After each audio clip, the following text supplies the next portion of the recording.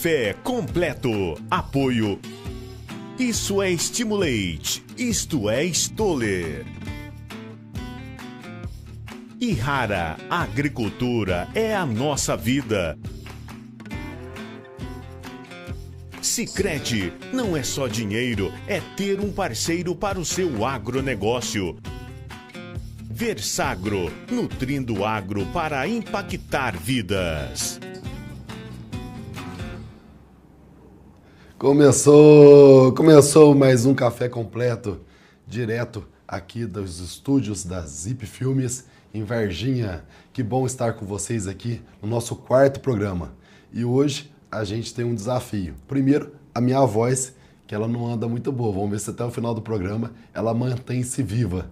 E estamos aqui num programa danado de especial que faz parte a sua participação. Então, escreva aqui nos comentários, já tem bastante gente participando aqui. Escreva o que você deseja, o que você tem alguma dúvida, alguma coisa, para a gente poder discutir ao vivo aqui no nosso Café Completo. E lembrando, né, como é ao vivo, fica vulnerável até acertos e erros. E se errar, alguém da produção, cada erro a gente coloca uma colher de açúcar na xícara. Se tiver muito erro, vai ficar amargo o ambiente aqui, a gente vai ter que botar bastante açúcar e assim, no final, vamos ver como é que a gente, quem que vai tomar esse café açucarado no final, hein? Eu acho que hoje vai ter uma surpresa nesse café açucarado, não vai ser só açúcar não sei não, vamos ver. Tomara que não erre, mas se errar, a gente adoça com açúcar aqui. Então, pensa, vocês que estão nos assistindo, não esqueça, né? Aquele momento importante, né? Dá aquela moral pra gente, né? Senta o dedo no like aqui no nosso coraçãozinho aqui no YouTube e mande para os amigos, para os companheiros, avise que nós já estamos no nosso programa, um programa que valoriza a cafeicultura, um programa que é feito para essa bebida tão especial que é o nosso café. E o programa de hoje está mais do que especial, né? Nós temos aqui a participação do André Reis, né? Obrigado, André, por você deixar um tempinho aqui conosco para poder distribuir um pouco desse conhecimento que você tem e participar aqui conosco. Eu que agradeço, viu, o convite, e para mim é um prazer estar aqui participando com grandes amigos para poder trocar essa ideia aí, esse aprendizado a respeito de um assunto que é tão importante. E nós temos bastante assunto hoje aqui, se Deus quiser. Com certeza. O nosso segundo convidado é o Vaguinho do Grupo 3F, né? Vamos dizer, um especialista em máquinas e terraceamento de café. Obrigado, Vaguinho, por vocês sair lá de Guaxupé, né? Caconde, Guaxupé, está aqui conosco, ao vivo aqui. Obrigado. Boa noite, Gustavo. Prazer é todo nosso, né, de estar aqui participando. Um sucesso esse programa. Estamos muito felizes aí, se Deus quiser, levar muito conhecimento aí para toda a cafeicultura. Bacana. E o nosso terceiro convidado é o Adalto Ferrari, que é o que fabrica, né, o burrinho mecânico. Olha só, hein, gente? Olha os assuntos hoje aqui. Obrigado, Adalto, por estar aqui conosco. Boa noite, Gustavo. Eu que agradeço. Estamos aqui hoje trazendo a gente trabalha no desenvolvimento do burrinho, né? Vamos trazer um pouco do que a gente está vivendo e o que a gente espera desse projeto lá na região. Você sabia que você já fez adoçar um pouquinho aqui? Que eu falei Alberto, né? Adalto, né? E o Alberto. Então já vai começando aqui. Vamos lá. Esse erro aqui tem nome. Pode pôr Gustavo. uma só, porque a Adalto é meu irmão, então... Não tenta passar pano, não. Errei mesmo. Então vamos lá, pessoal. Vamos ver as atrações de hoje aqui do nosso Café Completo. No Café Completo de hoje, todas as informações sobre a colheita mecanizada e o terraceamento. Vamos receber aqui no estúdio vários profissionais que vão falar sobre todos os tipos e preços de equipamentos para modernizar a sua colheita. Os nossos correspondentes vão trazer todas as informações sobre a mecanização nas principais regiões cafeeiras. E não é que a florada já apareceu em algumas regiões? Vamos falar quais os cuidados que o produtor de café deve ter. E o mercado, hein? Anda super volátil. E esse também é um dos nossos assuntos. Bora aprender a beber café com o Alberto Martins? E o café frito? Será que dá certo ou não? Hoje vamos tirar a prova com a nossa barista Giovana Marques. E se você é um apaixonado por essa bebida, o seu lugar é aqui. Começa agora o Café Completo com Gustavo Renó. E lembrando também, né, está ao vivo conosco o Alberto Martins, né, que está aqui conectado conosco aí. Bom, Alberto, boa noite. Muito boa noite, Gustavo. Boa noite, pessoal. Muito bom ter você conosco aqui. Depois nós vamos falar de consumo, qualidade de café com esse baita especialista aqui. Obrigado por estar presente aqui no nosso Café Completo. Pessoal, hoje o programa nós vamos falar um pouco mais de mecanização de lavoura, né? Se nós analisarmos bem, desde a época dos dinossauros, né, não foi o mais inteligente, não foi o mais competente, não foi o melhor que se destacou e sobreviveu até hoje. Foi quem melhor se adapta. E na cafeicultura, como é que a gente vai ter uma cafeicultura longa, uma cafeicultura duradoura, uma cafeicultura competitiva? É quem melhor se adapta. E quando a gente fala em melhor adaptação, a mecanização encaixa muito bem em todos esses setores, porque a mecanização ela facilita muito a questão da mão de obra, que hoje está tão complicada, tão difícil, né? Nos obrigando cada vez mais a mecanizar para poder substituir a mão de obra. A necessidade de a gente ter agilidade nos tratos, né? A competição de café, para você ter maiores produtividades, competir com todos os problemas que nós temos, climáticos, custo e tudo mais, você ter agilidade facilita mais você ter processos que assim vai trazer resultados melhores. Então é tão importante a mecanização e o programa hoje está recheado de informações para você melhor se adaptar dentro da mecanização. E aqui, né, vamos ver o que vocês estão mandando aqui para a gente, né? Vamos lá. Pessoal, vamos subir aqui as perguntas. Aqui, ó. Fernando Recker, muito bom programa sobre café semanal. Fico esperando com alegria o início. Marcelina Alexandre, boa noite. Santana do Tabuleiro, nem sei onde fica Santana do Tabuleiro, mas seja muito bem-vindo. Celi Ferreira Ribeiro, boa noite. Cristina, Minas Gerais. Romário Camilo, boa noite, professor. Agenor Rezende, boa noite, Gustavo. Uma perguntinha, posso fazer foliar no arara plantado em dezembro de 2023 com essa seca que estamos passando? Poder pode, a eficiência é um pouco menor, mas poder pode. Adilson Aparecido, Campo do Meio presente, Josiane Braz, boa noite. Evandro Rolfman, José Santos Ramos, sou produtor, mas estou aprendendo muito no seu programa. Obrigado. Então você também mande seus comentários, que nós estamos aqui atentos, tem bastante comentário aqui já também. É sempre um prazer para nós estarmos. E vamos ver, né, o que os nossos correspondentes por aí, nas outras regiões, andam falando, o que notícias que eles têm de mecanização. Nós temos o Sérgio Gonçalves nas Matas de Minas, nós temos o César Crolling lá no sul do Espírito Santo, nós temos o Rafael lá na região da Mogiana e o Léo Carvalho lá no Cerrado Mineiro, que será de notícias e informações que eles trazem para a gente. O assunto hoje é a mecanização na região das Matas, uma região que é bem montanhosa, a topografia bem difícil, né? Mas que o produtor, né, na sua sabedoria, tem conseguido colher bons frutos nessa questão, né?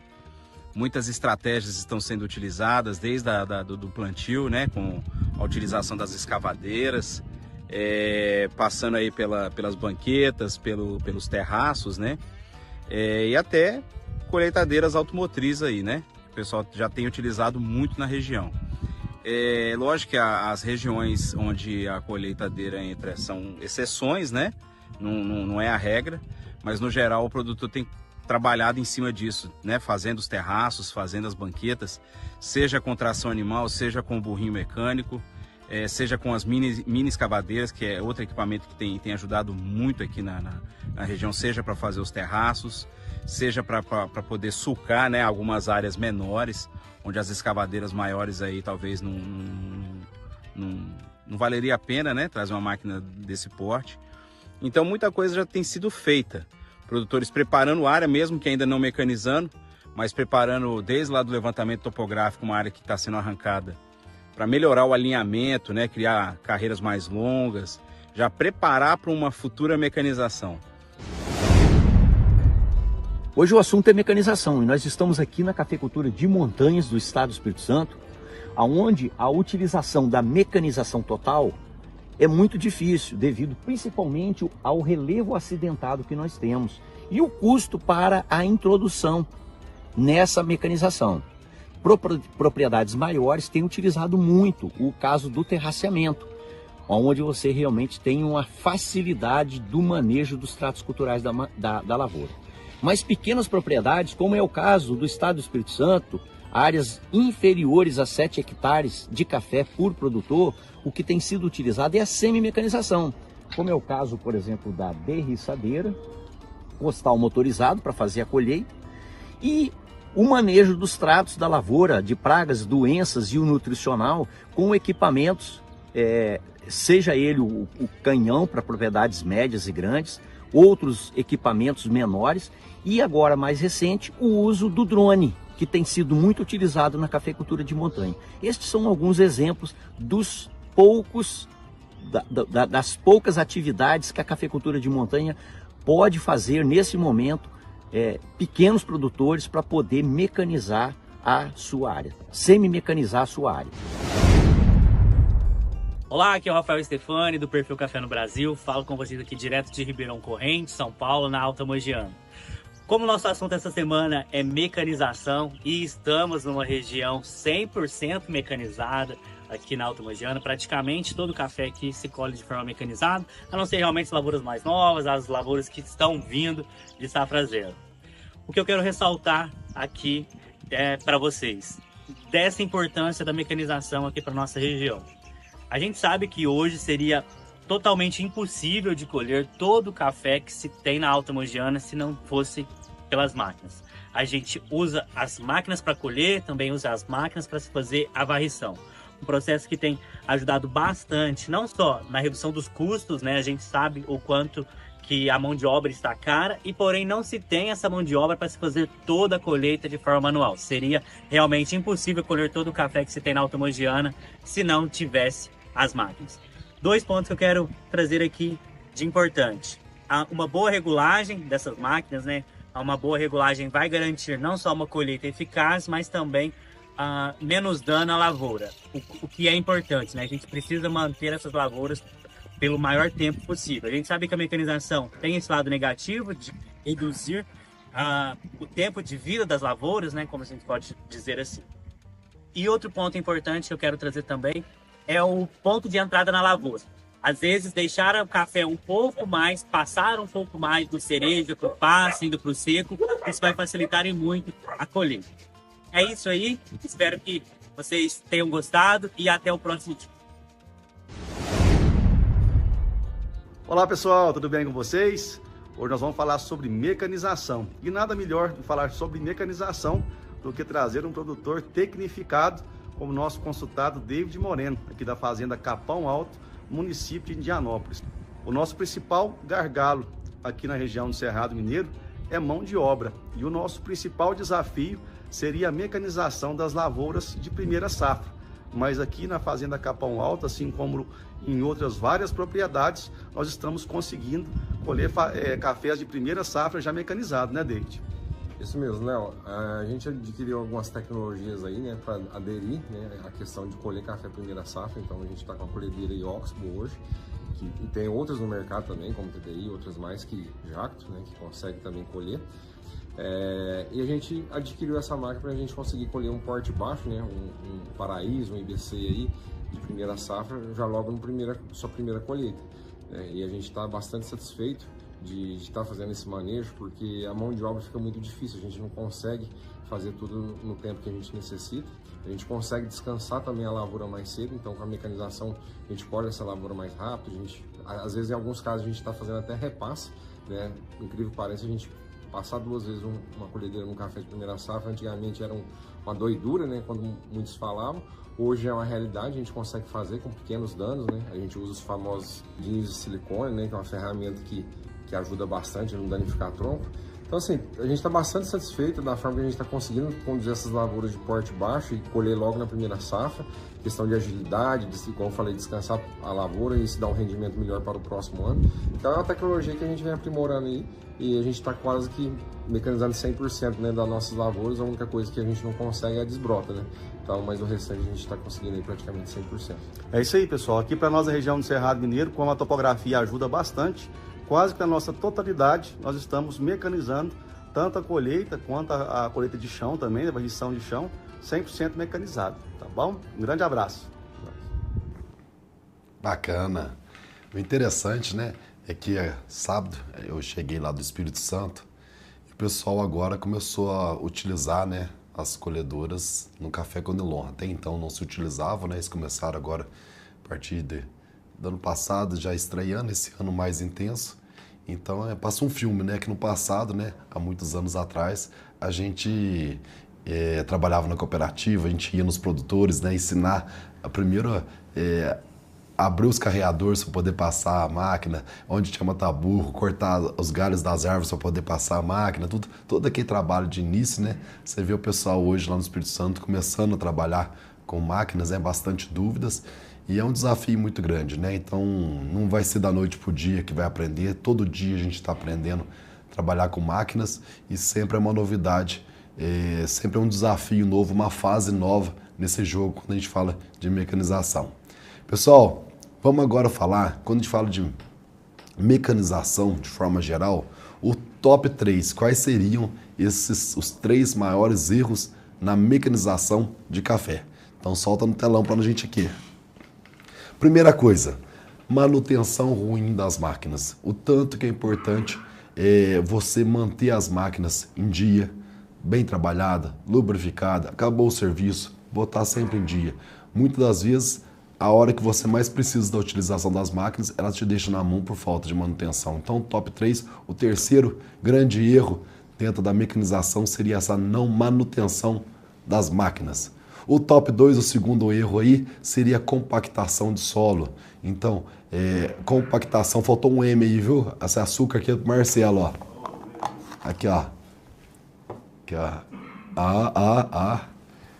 Eu tenho que achar erro aqui, senão eu vou ter que tomar esse café aqui. O primeiro erro foi eu tava lá. Compactação de solo, né? Então, ou seja, lembrando que no café, pessoal, nós utilizamos na cafeicultura mecanizada, nós entramos no ano de 18 a 22 vezes de entrada com trator nas nossas lavouras. E muitas dessas entradas está ligada no período onde é verão, que chove bastante, onde o solo está mais úmido e mais favorável à compactação de solo. E de acordo que você vai buscando produtividades mais altas, essa compactação, esse adensamento do solo passa a ser um problema. E o primeiro lugar que eu separei como maior erro seria usar pouco trator. Por que usar pouco trator? Porque se nós analisarmos o custo de mecanização, quando você tem um trator que você usa bastante, que ele anda bastante, que não para em manutenção, né? Quanto mais você usa, o custo da hora a máquina chega a ficar em R$60.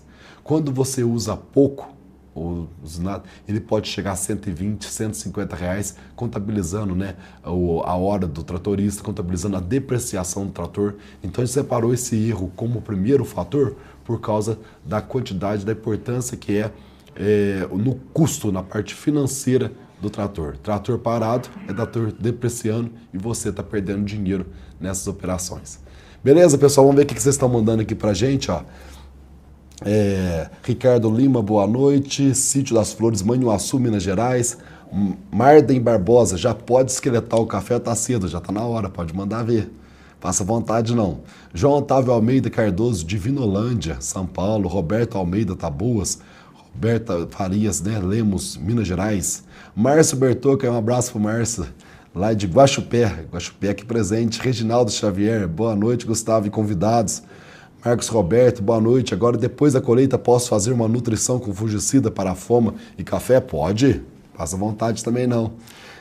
Manuel Messias, boa noite, Gustavo. Amigos do canal, vocês podem me ajudar? Quero plantar o café arara em 1 hectare.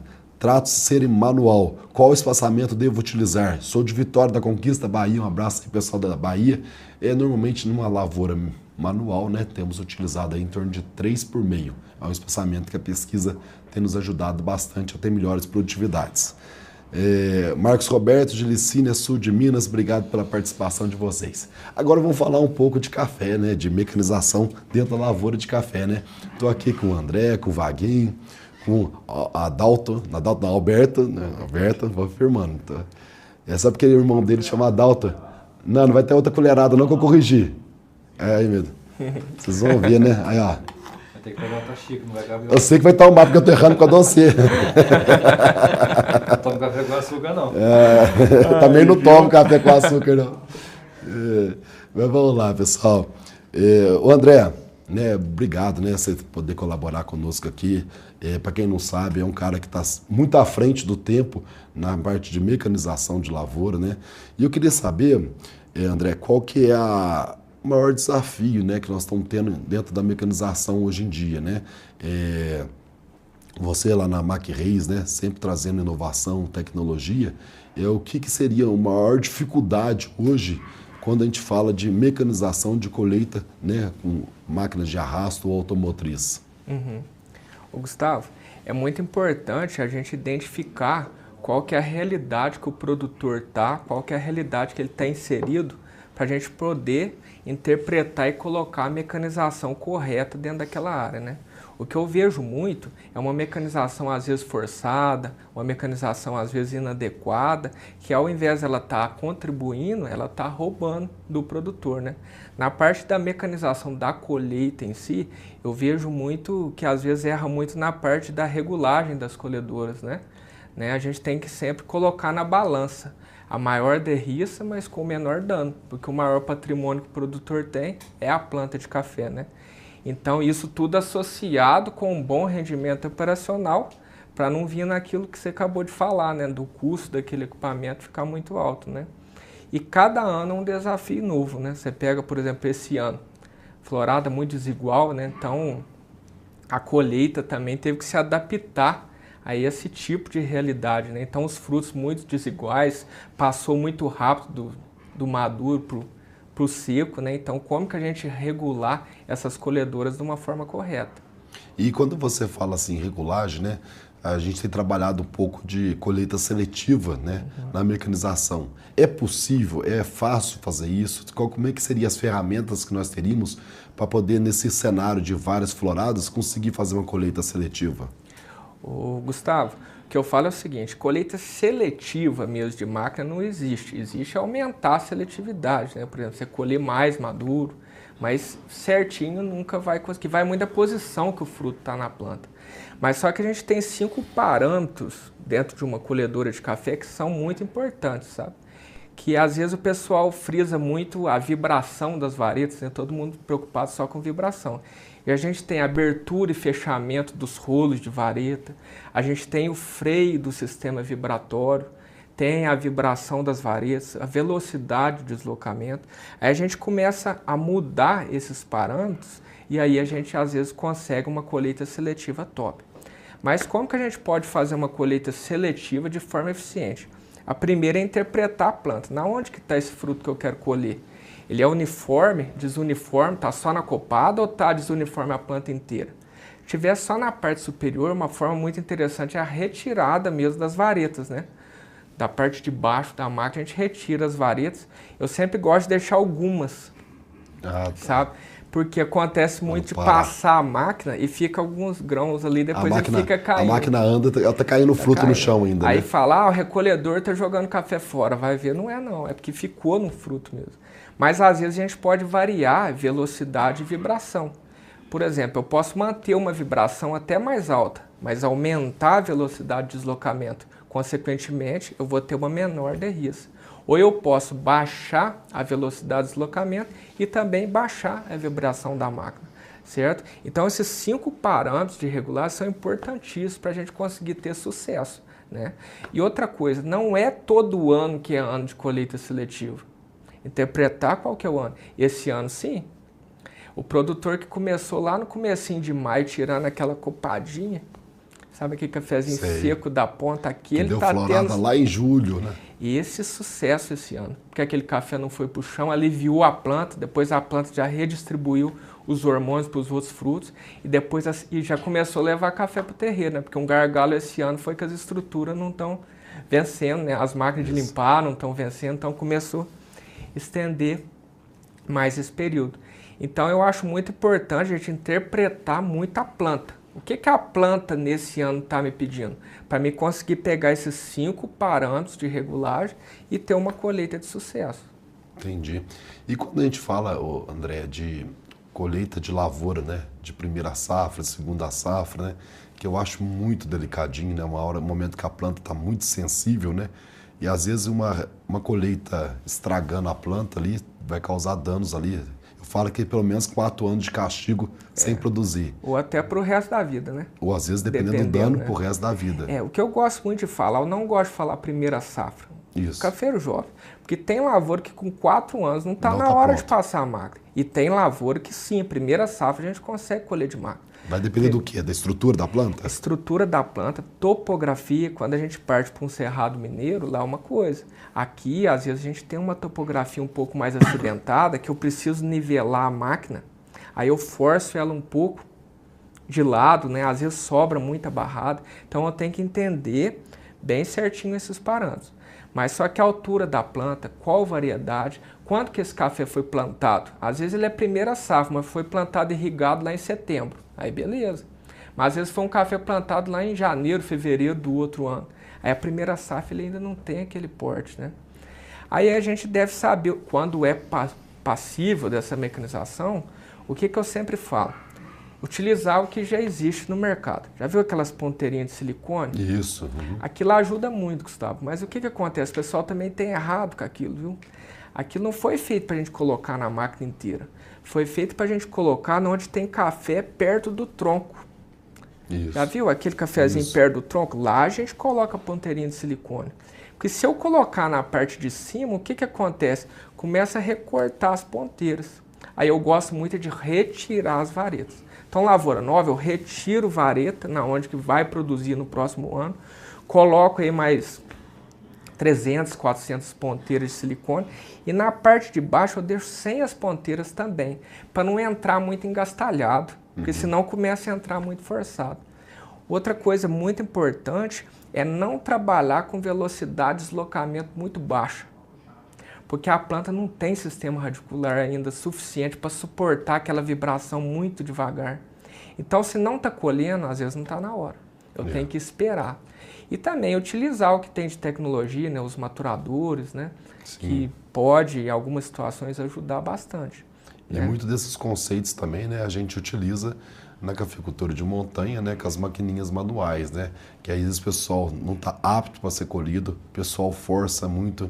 Que tem de planta, né? Não é só automotriz, pelo contrário, né? Uma maquininha dessas manuais funcionando de forma errada, sendo operada de forma errada, com certeza também causa grandes danos e prejuízos para a lavoura. E às vezes até maior, né, Gustavo? Porque vamos supor, a máquina passou, sobrou, né? Ela não volta de ré para tirar aquele fruto, né? Às vezes a maquininha, por causa de um grãozinho verde, fica lá. Forçando. Cutucando lá. Eu tenho comigo, André, aqui uma lavoura, uma máquina, uma colheita bem regulada de máquina, ela estraga menos do que uma mão. Com certeza, Gustavo, com certeza. E às vezes a gente fica muito preocupado com a vibração e com as folhas. A gente tem que preservar os ramos, né? Isso. E às vezes na mão, às vezes torce muito ramo, perde ramo plagiotrópico, né?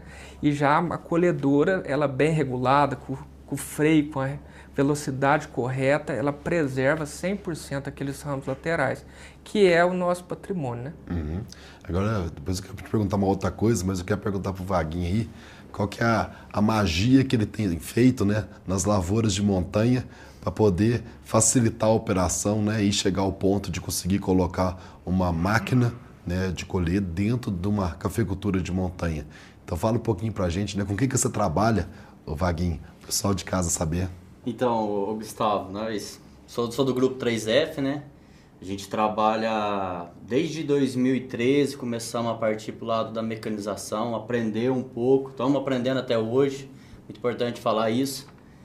E a cafeicultura está passando por uma evolução, né? De saindo muito do manual, passando para o mecanizado. Mas nós na montanha não tem tanto conhecimento e começou a ter que correr atrás, entender, ver que são realidade de um cerrado é diferente, máquinas são diferentes. E o principal que o cafeicultor, até você fala de magia, não tem magia nenhuma, é o olhar mesmo do próprio cafeicultor para dentro da fazenda dele. Ele tem que imaginar um projeto novo.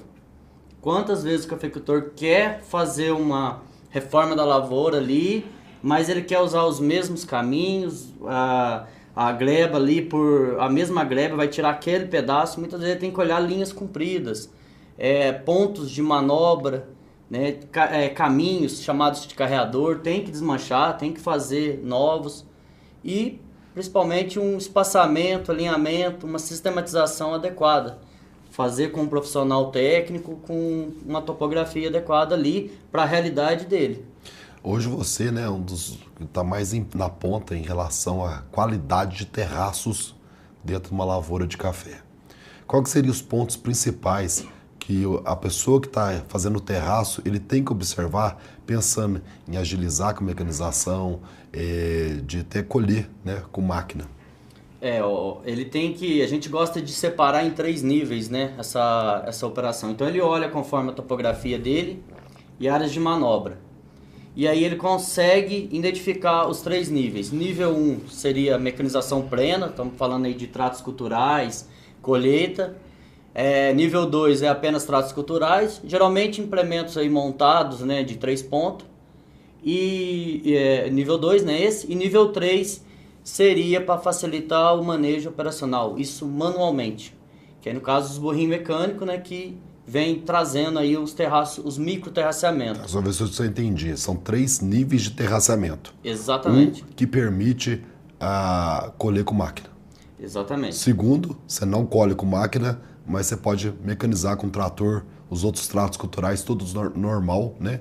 Com os tratos normais. Perfeito. E o terceiro, que você facilita a operação, mas não entra com trator.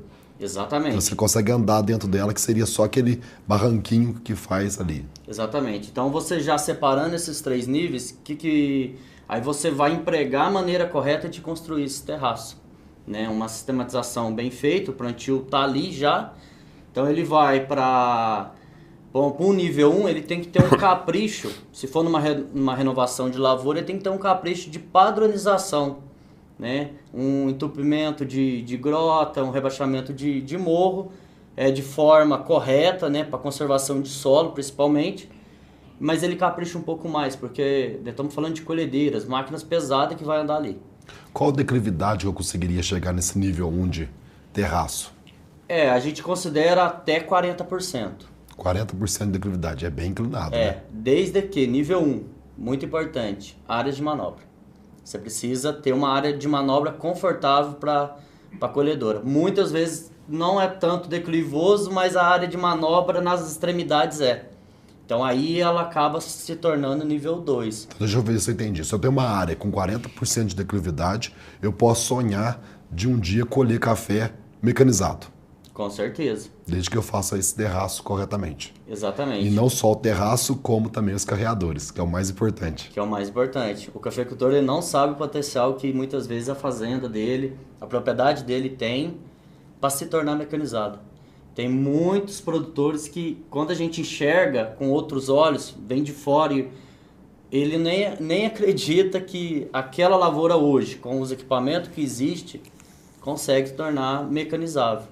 E, poxa vida, você pegar um produtor que é 100% manual, se você levar um número de 50% aí que ele consegue mecanizar, né, ele vai ficar muito contente, ainda mais nos momentos que estamos passando, né? E no nível 2, onde a gente só entra com o trator, qual que é a declividade também máxima? Seria os 40% também ou não? Ou poderia ser mais inclinado?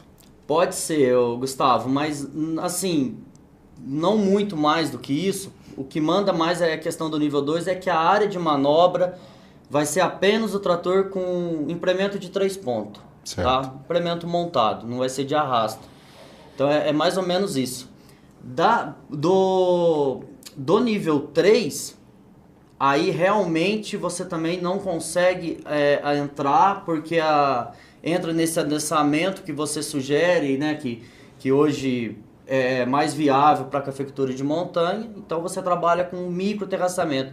Porque você expandir demais um terraço numa área muito declivosa, você está fazendo um corte excessivo, considera até um radicalismo, uma coisa talvez irreversível. Então, é muito bom frisar, micro terraçamento, o mínimo de corte possível.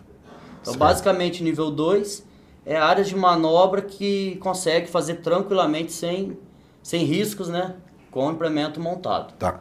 Vamos voltar para o nível 1, tá? Vou montar um terraço. Qual que seria o espaçamento? O produtor tem uma área inclinada até 40%, sonha em fazer uma colheita mecanizado, então ele vai plantar uma lavoura agora, né? O que ele tem que fazer? Primeira coisa, fazer o terraço, plantar, qual o espaçamento? Primeira coisa que ele tem que fazer é um projeto da área, fazer a sistematização, consertar, fazer a padronização do terreno em si, plantar mínimo de 3,5 metros entre linhas, tá? Mínimo mesmo. É o mínimo para mecanizar, né? Para mecanizar. Eu até aconselho, conforme a topografia fica mais acidentada, trabalhar 3,60, 3,70. Perfeito. Tá? E a densa no entre plantas. 50 centímetros entre plantas. Exatamente. Então, feita a sistematização... Quando você fala sistematização, seria arrumar a área. Arruma a área e monta as linhas, pode ser via drone, né? Você faz o escaneamento das curvas de Mas não faz terraço nesse momento? Não, sempre planta primeiro. Planta primeiro, ótimo. Sempre planta. Quando que eu entro com o terraço? Aí, aproximadamente 12 meses já consegue entrar com o terraceamento. 12 meses é o indicado? É o indicado. Falando de nível 1 é o indicado. E aí que tá, eu faço esse terraço para poder jogar água para dentro da lavoura ou inclinado para poder escorrer essa água dentro do nível? É muito boa pergunta. Eu sou franco de falar que a gente já fez ele, vamos falar de negativo, né? Segurando água, lá no começo. E não é bem assim. A gente aprendeu com o tempo que o microterraço, ele tira a velocidade da água, mas ele também não pode segurar, reter a água ali, porque ele não é 100% feito em curva de nível exata. Então pode apresentar alguns bolsões que vai estourar. Então ele tem que atravessar a água lentamente de um terraço para o outro sem empoçar. Então você quebra a força dele, mas você deixa ele escorrer. Deixa ele escorrer. E o que é o principal? Você fazer ele levemente torto para baixo, que eu gosto até de colocar em torno de 10% aí de declividade para baixo. Altura de barranco, menos corte, menos terriço, né? Então você consegue estar favorecendo também a colhedora. Você vai ter menos barranco ali. Sem falar no estreitamento, né? Quanto mais você inclina ele para cima, mais estreito ele fica. 10% de queda para baixo, ele vai permanecer numa largura legal ali. Não tem perigo de escorregar? Não, 10% não. Entendi, ainda mais no espaçamento aí de... Nem vê, viu, Gustavo? 10% nem vê que tá. Eu tive lá na fazenda dele, eu vi algumas áreas ali, eu vi com tanto que parece tudo mecanizado, parece tudo plano, né? E na verdade já tá tudo alinhado. Isso facilita demais a conta. Mas isso que o Vaguinho falou é muito importante, porque o que acontece? Se começa a desaterrar muito, às vezes a declividade é menos que 40%, mas tirou muita terra, depois a colhedora não tem curso no pistão para passar, né? Porque ela tem um limite que ela consegue levantar, né? Então tem que desaterrar só o que precisa ter. E nem forçar muito no pistão também, né? Porque é da loucura que a gente já viu por aí. E cada exagero, né? E também não é só passar uma colhedora, né? Tem que ter eficiência. O que adianta também ela passar lá com 2 metros de altura? Vai colher o quê, né? Só... deixando a saia para baixo. Entendeu? Então não é só passar, né? É que o passar a máquina na lavoura não significa que seja uma mecanização. Que você colheu, às vezes faz só bagunça. Você trabalha. E o Vaguinho, qual que é o custo por hectare hoje para você fazer, por exemplo, nível 1, nível 2? Ele não deixa de ser relativo, né? Sim, da área. Dentro de um hectare ali você tem, às vezes, mudança, né, de terreno. Mas um custo médio fica em torno aí, no microterraçamento, de R$3.000 por hectare hoje. É um custo médio. Tem hectares que saem mais, tem hectares que saem bem menos. Depende bastante aí da topografia, textura de solo, de cada um. Bacana. Lembrando, pessoal, aí, quem está assistindo a gente, que senta o dedo no like, deixa seu like aí para poder engajar mais. Vamos ver se o pessoal mandou alguma pergunta aqui, eu não sei se mandou. Deixa eu ver aqui, eu tenho que atualizar aqui minha página aqui. Não, achei. Vamos lá. Celso Faria, essas floradas doidas nessa época, clima tá doido. Aqui, mesmo jeito, ano só Jesus na causa. Aí a pergunta do Aloysio Xavier, onde planta as mudas? No canto do barranco, no meio do terraço ou então na parte do aterro? Gustavo, sempre pós-plantio. É plantar mesmo. O pessoal utiliza de escavadeira para fazer as linhas, né, o sulco, ou de trator de esteira para sulcar, né? Se for um lugar muito inclinado, pode usar os perfuradores de solo a gasolina, mas sempre microterraceamento pós-plantio. Você planta a muda num terreno fértil, né? E você sempre está colocando terra ao invés dela ficar ali no aterro, dar uma chuva, vai escorrendo, ela vai ficando no ar. Certo, uma pergunta aqui, Sítio das Flores, o microterraceamento fica ruim para passar roçadeira? Eu não sei se está afirmando ou está perguntando, tem experiência com isso? Depende de como ele foi feito. Se deixou um espaço muito longe da planta, certo, aí ele proibiu a roçadeira de chegar debaixo do barrado. Então sim, talvez a maneira pode ter construída errada. Eu gosto de frisar ali do tronco uns 30 centímetros, máximo 40 centímetros de corte ali perto do tronco, já para não ter esse problema da roçadeira. Deixa eu entender, qual que é essa questão do corte, 30 centímetros? Na hora que você vai fazer o corte do terraço, certo, do tronco da planta, você recua no máximo 30 centímetros, 40 centímetros ali dela. Porque se você recuar muito, tem muito produtor que tem medo de ofender as raízes, acaba largando um barranco muito longe. Entendi. Aí a roçadeira não consegue fazer aquele acabamento debaixo da saia do cafeeiro. Entendi.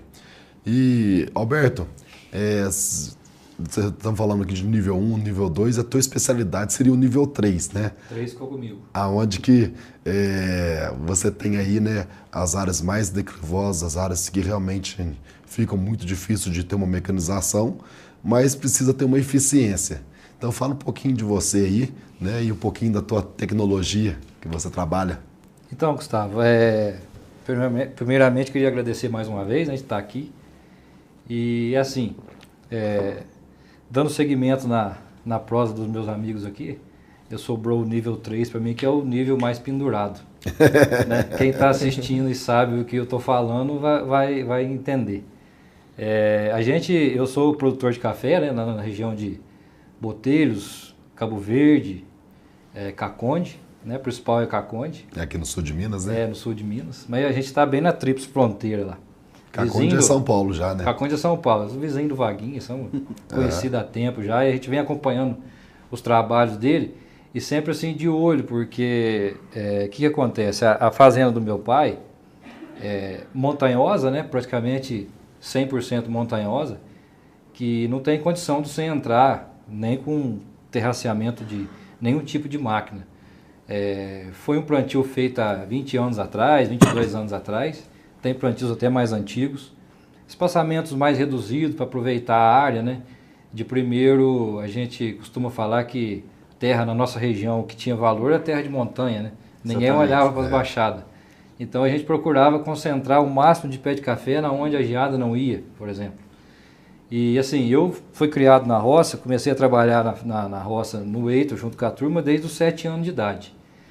E de primeiro, a gente ia para o campo, e a gente ia com 60, 45 pessoas, e a gente desenvolvia o trabalho e nem olhava para as ladeiras, porque a gente fazia aquilo numa animação diferente, né? tinha mão de obra abundante até então. E vamos dizer que a gente não ligava para as ladeiras. Escorregava com bomba nas costas, levantava de novo e saía sorrindo. E hoje em dia, né, a realidade da gente é outra, todo mundo sabe. A mão de obra, principalmente em café de montanha, está ficando cada vez mais escassa, né? E o café de montanha não pode acabar, né? Ele tem que se adaptar. Tem que se adaptar. Como que a gente vai acabar com o café de montanha? É o que a gente sabe fazer e a terra que a gente tem, né? Então, houve um momento que a gente viu, surgiu uma informação de que havia tal de burrinho mecânico, né? Essa tecnologia nasceu lá na Zona da Mata, eu não conheço, e de repente veio parar em Cabo Verde. E eu fiquei sabendo através de uns amigos e tal, e comentei com meu pai. Falou, ó, o negocinho parece que vai ajudar, parece que funciona, né? Comentei com ele por alto, passou mais uns meses, quando veio esse negócio chegou, né? Chegou na fazenda para poder fazer o serviço terceirizado, só que veio 4 tipos de burrinho desse aí que está passando aí no vídeo. Só que os caras trabalhavam, começavam a trabalhar e tinham uma certa dificuldade. Quebrava, ele entortava, chegava no final da rua, porque a gente está falando de ladeira, barranco, né? Certo. Você chegava assim no final do terracinho, ia virar aquele negócio e não conseguia virar nem aquilo, né? Um centro de gravidade muito alto, o peso desequilibrado, um guidão ruim de você posicionar e tal. Aí meu pai pegou, recolheu essas 3 modelos, levou para uma oficina que a gente tem lá, e por mais 4 modelos, depois de feito, chegamos num projetinho que ficou baixo, simples, reforçado, fácil de manusear, né? Então eu costumo falar que a gente não é o fabricante do burrinho, a gente desenvolve o burrinho. Sim. Porque fabricante tem bastante, né? Entendi. E aí o pessoal fala assim, mas por que vocês não usam não faz uma patente e tal? Para esse tipo de equipamento, de custo baixo, acho que a patente é um pouco cara, né? E depois, se a gente quiser mudar alguma coisa no meio do caminho, é complicado, né? E o diferencial que a gente vê hoje nele é o modo que ele é fabricado, né? Ele não tem, assim, concorrência com ninguém. A gente faz o nosso lá, é colocado no mercado para quem quiser ver. E a gente leva na propriedade, faz o teste, o cara gosta ou não, né? Mas é um terraço, como está passando, a gente costuma falar, 4 passadas, né? Vai e volta, fica um terracinho de 40 centímetros, né? E além de ficar essa facilidade para você andar, você está dando uma revolvida naquele solo que há muitos anos ali não revolvia, porque, né, a única mecanização nesse meio de rua é isso aí. Certo. Né? A enxada, uma arruação, por exemplo, é superficial, né? E isso aí acaba dando uma revolvida, uma reciclada em nutriente, talvez jogando um potássio, um fósforo que está mais ali no meio da rua para perto do pé de café. E assim, a gente fala hoje que aonde você realizava uma adubação, por exemplo, em 2 hectares, com 10 pessoas, né? Você gastava aí, por exemplo, nesse 1 hectare aí 2, 3 horas com 10 pessoas, na dificuldade, molhado. A gente faz hoje, ou você faz com o mesmo tempo com 2 pessoas, ou você faz com o mesmo tanto de gente, né, em 15 minutos, meia hora. Bacana. E a pessoa anda, não tem risco de cair e machucar, né? Porque hoje a gente tem que visar isso também, né? Qualidade. Sem dúvida. Eu sempre converso, a gente tem que pensar, eu já participei das atividades ao vivo e a cores no meio dos cafés. Para a gente saber mandar, a gente tem que saber fazer, né? Isso colocar no lugar do colaborador, do funcionário, porque é muito fácil às vezes você colocar o adubo no meio do carreador, né, e pedir para ele adubar aquela quadra. Mas ali na realidade é nu e cru. Se tiver molhado, a pessoa já tem um desconforto de já andar 3, 4 pés e já ficar molhado. Sim. Né? E também fora os escorregão que dá e tudo mais. E também tem uma nova utilização dele, que até a gente foi numa fazenda, o Vaguinho conhece, é lá da fazenda onde é do seu Merino, na fazenda Santo Tomás? Santo Tomás. Eles arrancaram os cafés todos, as partes lá é bem em pé, sabe? Certo. É terra que eu vi lá que o trator de esteira desceu, e você não acha o rastro do trator de esteira. Desceu só com a lâmina. Não sei se você viu lá, mas é bem por aí. Já desci lá. E aí a fazenda adquiriu um burrinho para marcar a ruinha, onde vai ser a carreira do café, né? Ou seja, um corte rasinho, né? Que é onde possibilita a pessoa trafegar ali com uma caixa de muda, né? E os primeiros meses de vida ele está num lugar mais plano, onde a água possa correr ali e ficar. E também já fazer o serviço de marcar as ruas, né? Vai uma pessoa na frente com uma corda, um bambu já marcando, coisa simples. Mas às vezes é o simples, a tecnologia também às vezes está nas coisas simples. Sim, sem dúvida. Né? Ô, Roberto, e para poder fazer, por exemplo, 1 hectare, né, com o burrinho, né, quanto tempo gastaria para poder fazer? A pessoa, ele tem um motor, né?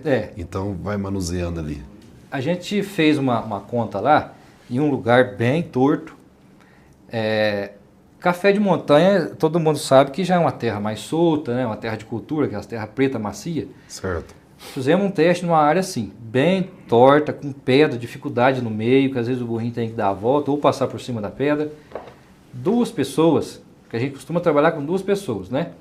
Uma pessoa vai e volta, troca, outra vai e volta, porque é um pouco cansativo e isso, você tem uma pessoa de fora do serviço, às vezes fica com uma enxada, um enxadão na mão, uma pedra que roda, vai lá e cata, dá um auxílio ali, né? Para a gente poder fazer render aquele serviço o máximo possível. A gente com 2 pessoas faz 1 hectare por dia, numa área desse tipo. Bacana. E qual que é o preço do burrinho?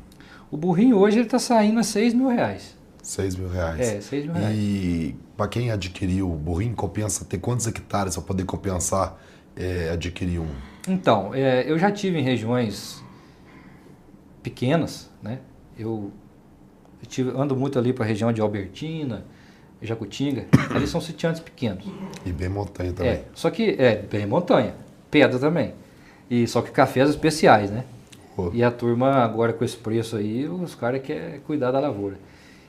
Só que assim, propriedades pequenas geralmente são familiares, irmão, primo. Então o que acontece? Dentro de 10 hectares aí, um burrinho atende bem. Porque você não vai usar ele uma vez só. Depois que você fizer a colheita, ou que você passar um período de chuva, vai escorrer uma terrinha ali no cantinho do barranco. Só que depois a passadinha dele para tirar aquela terrinha é simples e rápida, né? Vai render praticamente aí o dobro do que é feito com a primeira vez. Então eu acho que um burrinho atende 10 hectares perfeito. E quando é familiar assim, ou as pessoas se unem e compram, ou um compra e presta serviço para os vizinhos. Dá manutenção, uma coisa assim ou não? Olha, a gente, igual eu te falei no começo, né? Os primeiros que vieram davam muita manutenção.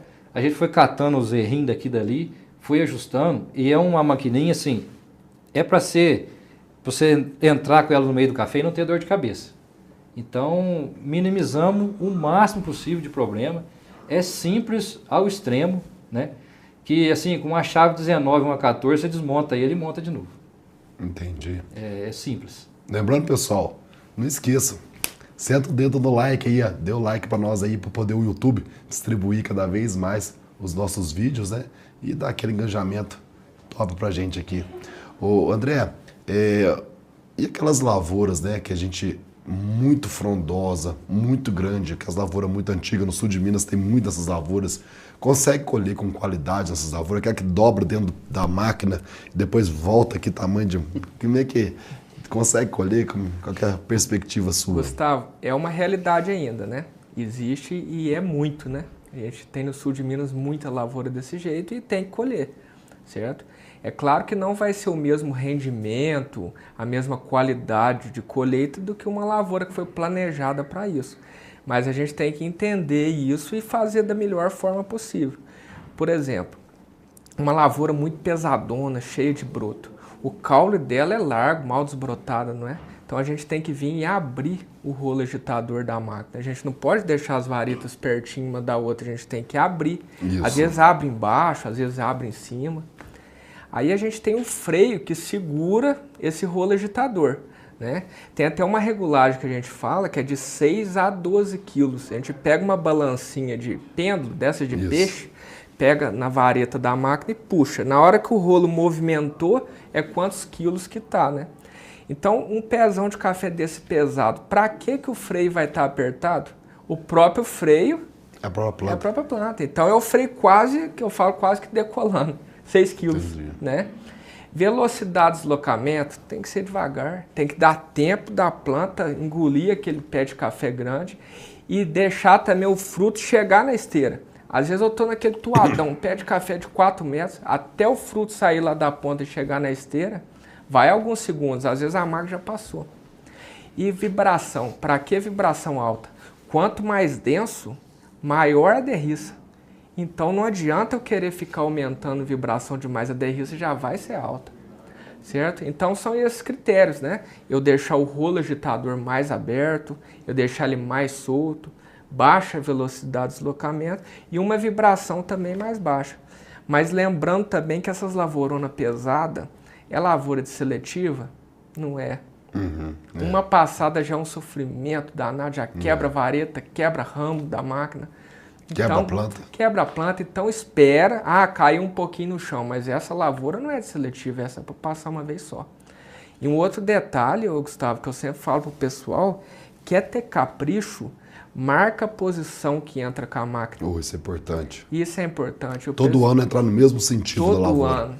Quando a lavoura é mais novinha, até pulam as 2 safras aí que não muda muito não, que o ramo é muito pequenininho. Mas depois que ela começou a engalhar mesmo, marca, sabe, pinta, passa um spray lá e entra sempre o mesmo lado. Ô André, eu vi um produtor que achei interessante, ele poda, aquele entra, o primeiro pé, ele corta no meio. Legal. Sei. E aí fica sempre a marca ali naquele sentido. Eu gostei da ideia também. Ideia ótima. A lavoura inteira ele pega uma planta e marca ali, que sempre começa por lá. Ele poda ela no meio, que ele sabe que aquela que tá menorzinha é da entrada. O operador não erra. E você pega, por exemplo, o sul de Minas, sempre tem árvore no meio da lavoura. Sempre. Falar que não tem? Poxa. Aí ele já arranca. Então, aí já arranca um tanto de planta para desviar com a máquina. Isso. Aí você vê um contrário, arranca o outro lado. Faz aquela baita daquela praça. Então, eu falo muito que a colheita mecanizada, ela é capricho, né? É não ter preguiça. Às vezes a gente perde um tempão, né? Regulando o pulverizador, a adubadeira, solta um pouquinho a mais, regula. Por que não pode perder um pouco mais de tempo com a colhedora, né? Com a colheita lá. Bacana. Parece que teve um erro aí, o que foi?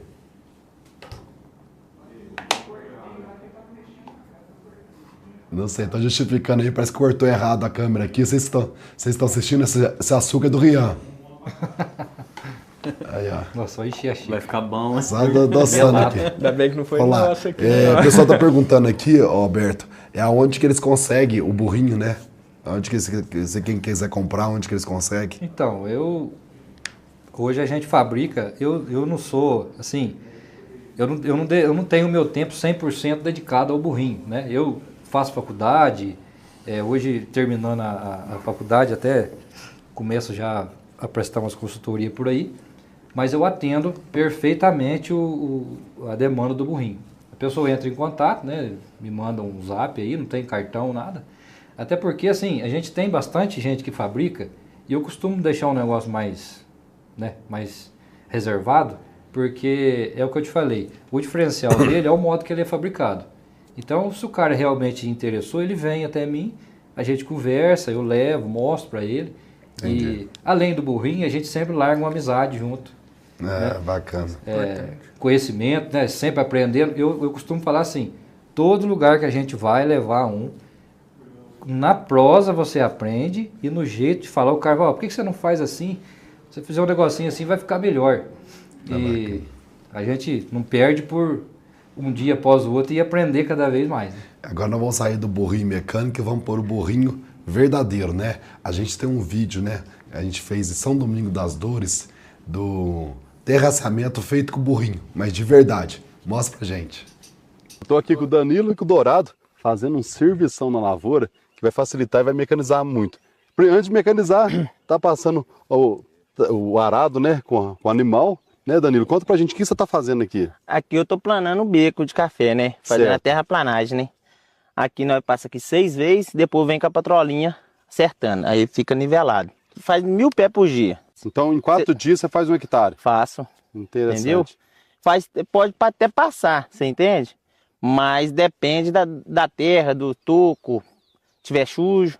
Em todos os lugares, se for muito caído, também consegue? Faz. Isso aqui é plano, nós faz para beira mesmo, desse jeito sim. É. E o combustível aqui do Dourado, como é que é? É 4 kg de ração todo santo dia, fora o ADE em pó, a vitamina, para dar energia e força ao animal, né? Aí até 9 horas eu troco um burro, aí depois das 9 eu pego o outro.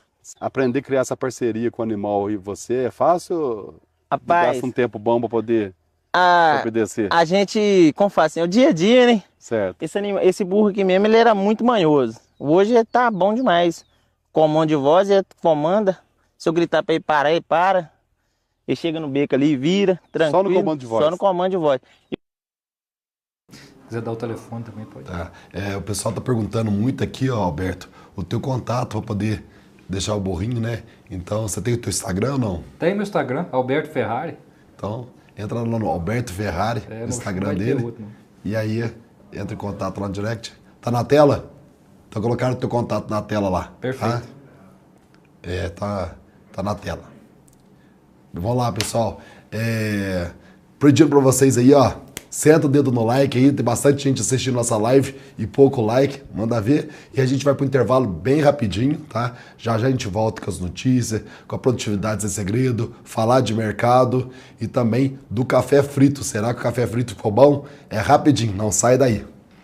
Testado e aprovado em várias pesquisas, o silicato de magnésio é um fertilizante que fornece nutrientes fundamentais para melhorar sua produtividade. Uma fonte de magnésio que se disponibiliza de forma contínua e gradual. E na AgroVGA você também encontra fertilizantes diversos, condicionadores de solo e corretivos. Venha conhecer os nossos produtos, preço, bom atendimento e facilidade na logística. Essa é a AgroVGA, ao seu lado na busca pela alta produtividade.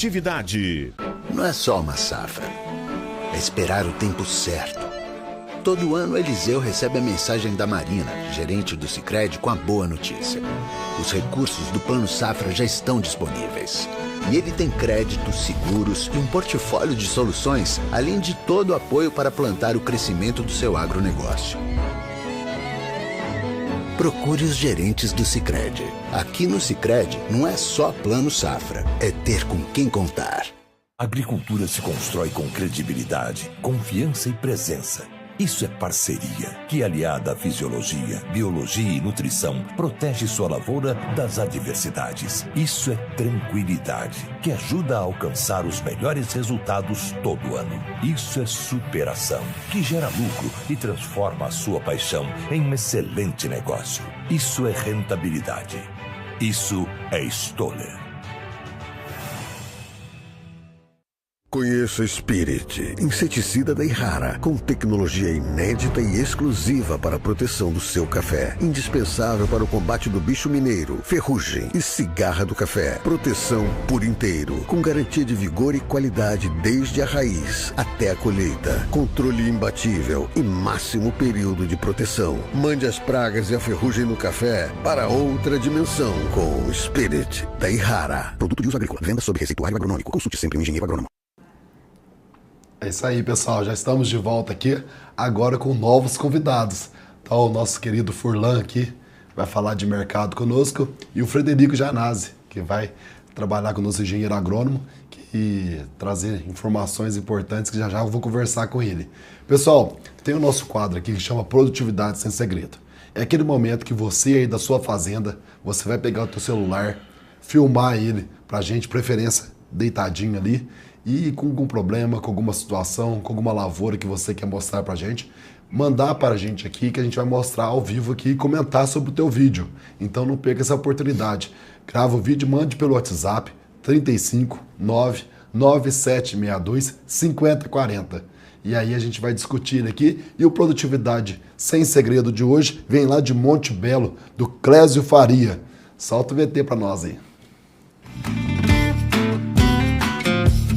Produtividade Sem Segredo. Apoio SIX, controlador de secagem de café. Eficiência, economia, redução de custo e produtividade. Um produto Alsix e AgroVGA, ao seu lado na busca pela alta produção de café. Aí, Gustavo, ó. Filmando essa lavoura aqui, ó. Mandar pra você aí, ó. Se você puder, semana que vem você passar no teu programa aí, ó. Essa lavoura aqui, ela é 1,5 hectares. O ano passado ela deu 201 sacas. Olha pra ver o estado vegetativo dessa planta. Aí, ó, jogou calcário, corrigiu o solo já, ó. Aí você vê que café bonito. Aí pra você ver a estrutura da planta, de que ela tá pro ano que vem. Aí pra você ver. Um café mundo novo. Faz safrazeiro todo ano. Aí pra você ver que beleza. Aí coisa mais chique. Aqui foi feito 4 adubação, pulverizou 5 vezes. Sabe? Já jogou calcário, desbrotou 2 vezes. Aí pra você ver que lavoura, top. Aí pra você ver. Ano que vem, se Deus abençoar, olha pra você ver. A rua 3,5 metros. Tanto cresceu essa planta, olha pra você ver. Quase fechou a rua. Olha pra você ver que o estado vegetativo da planta, que beleza. Então, o café tem que zelar, né, Gustavo? Pulverizamos essa semana passada. Olha pra você ver que planta bonita. Tá tudo desse jeito, cima e embaixo. Foi o mais chique do mundo. Pra você ver. Show de bola. É isso aí, Cláudio. Parabéns, né? Tá querendo receber parabéns com uma lavoura chique dessa daí, né? Você não falou no vídeo se era irrigado ou não. Acho que não é irrigada. Mas chamou muita atenção o tanto de broto novo saindo da lavoura, tipo de lavoura irrigada. É certamente uma lavoura num lugar bom, muito bem cuidada. E aquele negócio, né? Quando você faz a coisa bem feita, ela responde e, consequentemente, responde produtividade. Parabéns aí pela tua lavoura, gostei de ver, né? Passou inveja em todo mundo aqui da qualidade da lavoura. Continue assim, né? E obrigado por ter compartilhado esse lavourão aí conosco. Obrigado, pessoal. Mas, pessoal, se tiver doença também nas lavouras, pode mandar aqui que a gente sempre tem se a gente não souber, sempre tem alguém que sabe aqui conosco, né? E se a gente for observar daqui para frente, o que está acontecendo muito, né? Muitas floradas sendo abertas de repente, né? Algumas floradas meio desejadas, outras não desejadas tanto, né? Umas pessoas às vezes nem terminou a panha e, bem ou mal, essas floradas vieram e a chance disso pegar é grande, né? Desde que você tenha os tratos corretamente.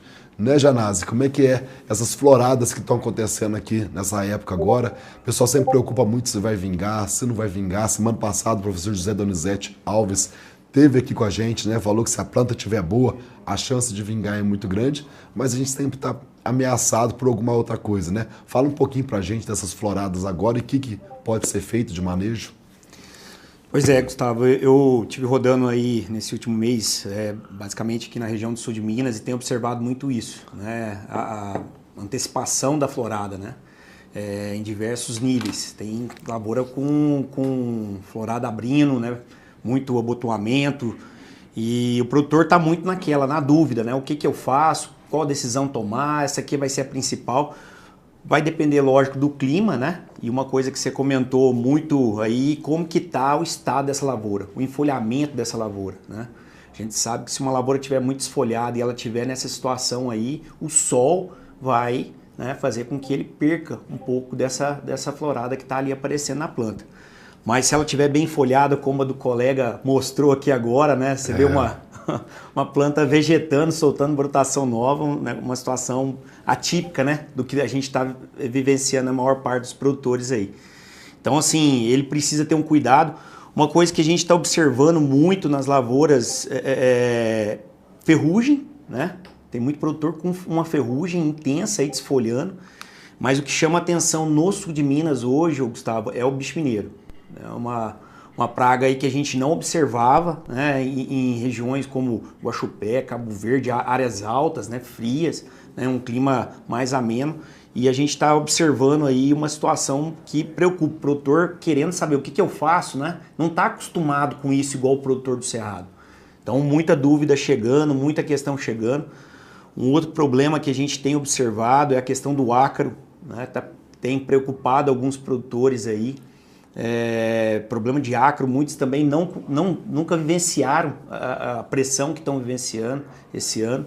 Então isso estava chamando muita atenção. Isso tudo vem devido ao clima, né? Esse clima seco, essa poeira, muita gente varrendo quente, café, né? Quente, né? Uma situação totalmente atípica, né, para nós aqui do sul de Minas, vamos dizer assim, das regiões frias do sul de Minas, né, que a gente vem observando aí, Varginha mesmo, né, tive semana passada uma lavoura com problema de bicho mineiro e acro aqui em Varginha. Então a mudança climática vem trazendo esses problemas, esses novos desafios para a região. O pessoal do Cerrado já está acostumado, convive com isso, já é uma coisa que ele coloca no calendário, né, e nós aqui do sul de Minas ainda aprendendo aí não a manejar. Só sul de Minas, como Espírito Santo e Matas também. Sim, já está começando alguns locais, né? Sim. Já começou a sinalizar problema de bicho mineiro. Isso aí. Eu visito muito as matas, converso muito lá com o colega César Crowley lá na região ali do sul do Espírito Santo, e ele vem relatando que o bicho mineiro não era problema e vem aumentando nos últimos anos aí também a mesma situação, né? Então o produtor está tendo que se adequar aí. E aí entra o manejo, né? Faço ou não faço, a planta está seca, o clima não está favorável para uma pulverização, mas e aí? Vou deixar o café desfolhar, vou fazer? E aí? E aí a gente... Faz ou não faz? Essa é a pergunta que mais tem sido feita, né? Protejo minha florada, não protejo? Como é que faço? Lavoura cheia de poeira, e aí? Faz ou não faz, Janás? Esse é o ponto. Na nossa opinião, Gustavo, ele precisa fazer. Porque são todos fatores que vão desfolhar. Na minha também. Perde eficiência, mas pelo menos faz, né? Isso. Se ele tiver ali que seja 40%, 50%, 60% de eficácia ali, já vai diminuir um pouco, que seja a ferrugem, que seja o problema com o acro e o bicho mineiro, né? A ferrugem precisa de um produto, às vezes, mais sistêmico para controlar, tem mais dificuldade. Mas quando a gente traz às vezes para o bicho mineiro e para o acro nessa situação, nós temos ferramentas de contato, produtos que têm ação ovicida, né? Que o produtor precisa ficar atento a esse tipo de questão, né? Às vezes ele fica meio perdido ali nas tecnologias existentes, né? E às vezes se perde ali, às vezes ele coloca uma ferramenta que não é tão eficaz para esse momento que nós estamos vivendo, que é seco, quente, dificuldade para uma pulverização. Ele tem que se atentar para isso. É um momento difícil para pulverizar, mas ele precisa fazer, ele precisa manejar, ele precisa controlar, ele precisa baixar essa pressão aí. E se der bobeira, o que vai acontecer? Vai causar uma desfolha muito grande e cada vez mais perdendo eficiência para o ano seguinte, né? Isso aí. Esse é o principal problema, né? Agora ele já colheu, essa já está, né? O problema agora ele já tem que começar a pensar na safra do ano seguinte.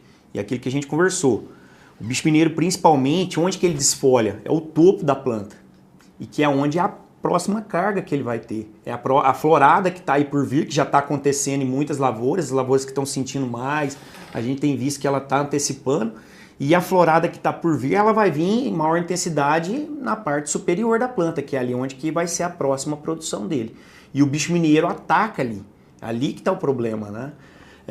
Então ele precisa pensar em preservar essa área foliar. Então ele tem que fazer uma aplicação aí, pensar no manejo, né? Que ele consiga controlar e minimizar o problema dele nessa parte. Essa ideia florada, mesmo que vinga florado, se não tiver folha, acaba não virando fruto no final.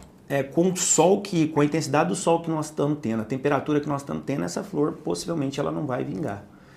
Se ela vira um chumbinho, o chumbinho é mais resistente, né? Mas a flor em si é muito sensível. O botão floral, até ele abrir ali, ele é muito sensível a essa questão de temperatura, a incidência do sol ali na roseta, né? Então é uma fase muito sensível que o produtor precisa ter folha ali para proteger, para sombrear aquela roseta ali e ela consiga abrir tranquilamente e formar o chumbinho. Que aí vira um chumbinho, não é que ele não vai ter problema, mas é mais resistente. Sadio, né? Mais fácil de baixar. Mas não é fácil a vida do cafeicultor não, né? De jeito nenhum. É muito desafio, né? E cada ano com essa mudança que a gente vem tendo aí de clima, vem se tornando mais ainda, né? O produtor do sul de Minas não discute muito a irrigação ainda, algumas áreas, né? Está aumentando muito, a gente sabe que as áreas que mais têm avançado aí é a questão da irrigação. E a gente vê, às vezes, algum outro produtor, e essa mudança climática vem trazendo essa necessidade para ajudar nesses manejos aí. É aquela questão que a gente falou no começo do programa, né? Sempre adaptação, né? Tem que estar sempre adaptando, né? Se fosse uma receita de bolo durante muito tempo, seria ótimo, mas infelizmente não é. Pessoal, vamos seguir o programa agora. com as notícias, né? O que foi notícia? A gente separa algumas notícias da semana para a gente poder conversar e discutir aqui. Então, solta o VT para nós aí.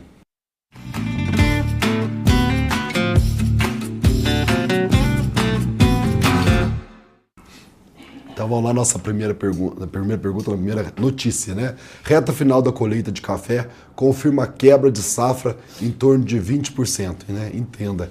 Ou seja, a gente confirmando cada vez mais a quebra de 20%. Estive lá no Espírito Santo, né? A quebra vai ser bem maior lá. Então, cada vez mais esse número já é uma realidade, né, Furlan? No mercado, o mercado já reconheceu essa quebra? Eu acho que sim, por tudo que a gente está vivenciando desse nervosismo extremo no mercado, a gente tem certeza que isso já incomodou muita gente. Hoje estava em baixa. Será que amanhã está em alta? Não, isso faz parte, faz parte. Porque está muito nervoso, né? Um dia alto, um dia baixo, está assim. E não são pequenos os movimentos. Então, essa de 1.000 pontos de alta, 1.300 pontos de alta, isso nós vamos conviver ainda por um longo período. Haja coração. Haja coração e Rivotril. Vamos para a próxima notícia. Café CPEA, né? Colheita de arábica avança bem no Brasil. Então, ou seja, o pessoal estava esperando esse relatório do CPEA aí, mostrando, né, que tanto no sul de Minas, aqui na reportagem falando, quanto no Cerrado Mineiro, são áreas bastante expressivas na colheita, tem avançado bastante aí, chegando aí a mais de 60% do volume colhido. Então, já é uma realidade que está sendo apresentada. Uma outra notícia, Dinamarca deve ser o primeiro país a taxar pum e arroto de gado devido à emissão de CO2. O país é um grande exportador de carne e laticínios ao ponto de ativar essa maior fonte de emissões de CO2, né? Então, pessoal, mais essa novidade aí, né? Que cada vez o pessoal numa sanha para arrecadar dinheiro frenética, né? Tá, coitado da vaca e do arroto da vaca, né? Tá sendo virar motivo de imposto e piada para nós, né? Daqui a pouco não pode nem comer. Não vai poder nem comer, né? Lembrando, pessoal, que no café a quantidade de CO2, né, emitida ela é negativa. Então, ou seja, no café retém uma quantidade muito grande, né, de CO2. Então, não deveria ser uma preocupação mundial, né? Existe um apelo mundial para menos emissões de CO2, mas no café não. No café a questão é bem mais tranquila, que por mais que seja um manejo, até que não seja um manejo regenerativo, é um manejo que estoca mais carbono do que emite. Próxima. Então, estou perguntando aqui como é que vai contabilizar isso, né?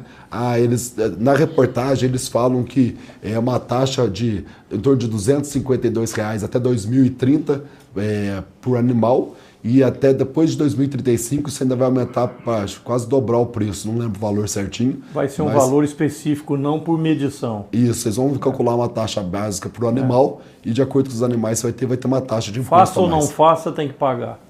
É uma sanha por imposto, né? Isso que, no final, arrecadar mais, né? Vamos para a próxima notícia. Faltando café em outras origens, embarques de café no Brasil para países produtores disparam. Então, ou seja, o Brasil, né, tem exportado muito café para outros países que também produzem café, né? Tendo mais em vista o café robusta, né, o Conilon, principalmente pela crise de café tem passado no Vietnã. Então, esses países, né, México, Vietnã, tem comprado café no Brasil e tem exportado cada vez mais. Não, em segundo lugar, nós temos em primeiro lugar o México. Segundo lugar, a Colômbia e terceiro, o Vietnã.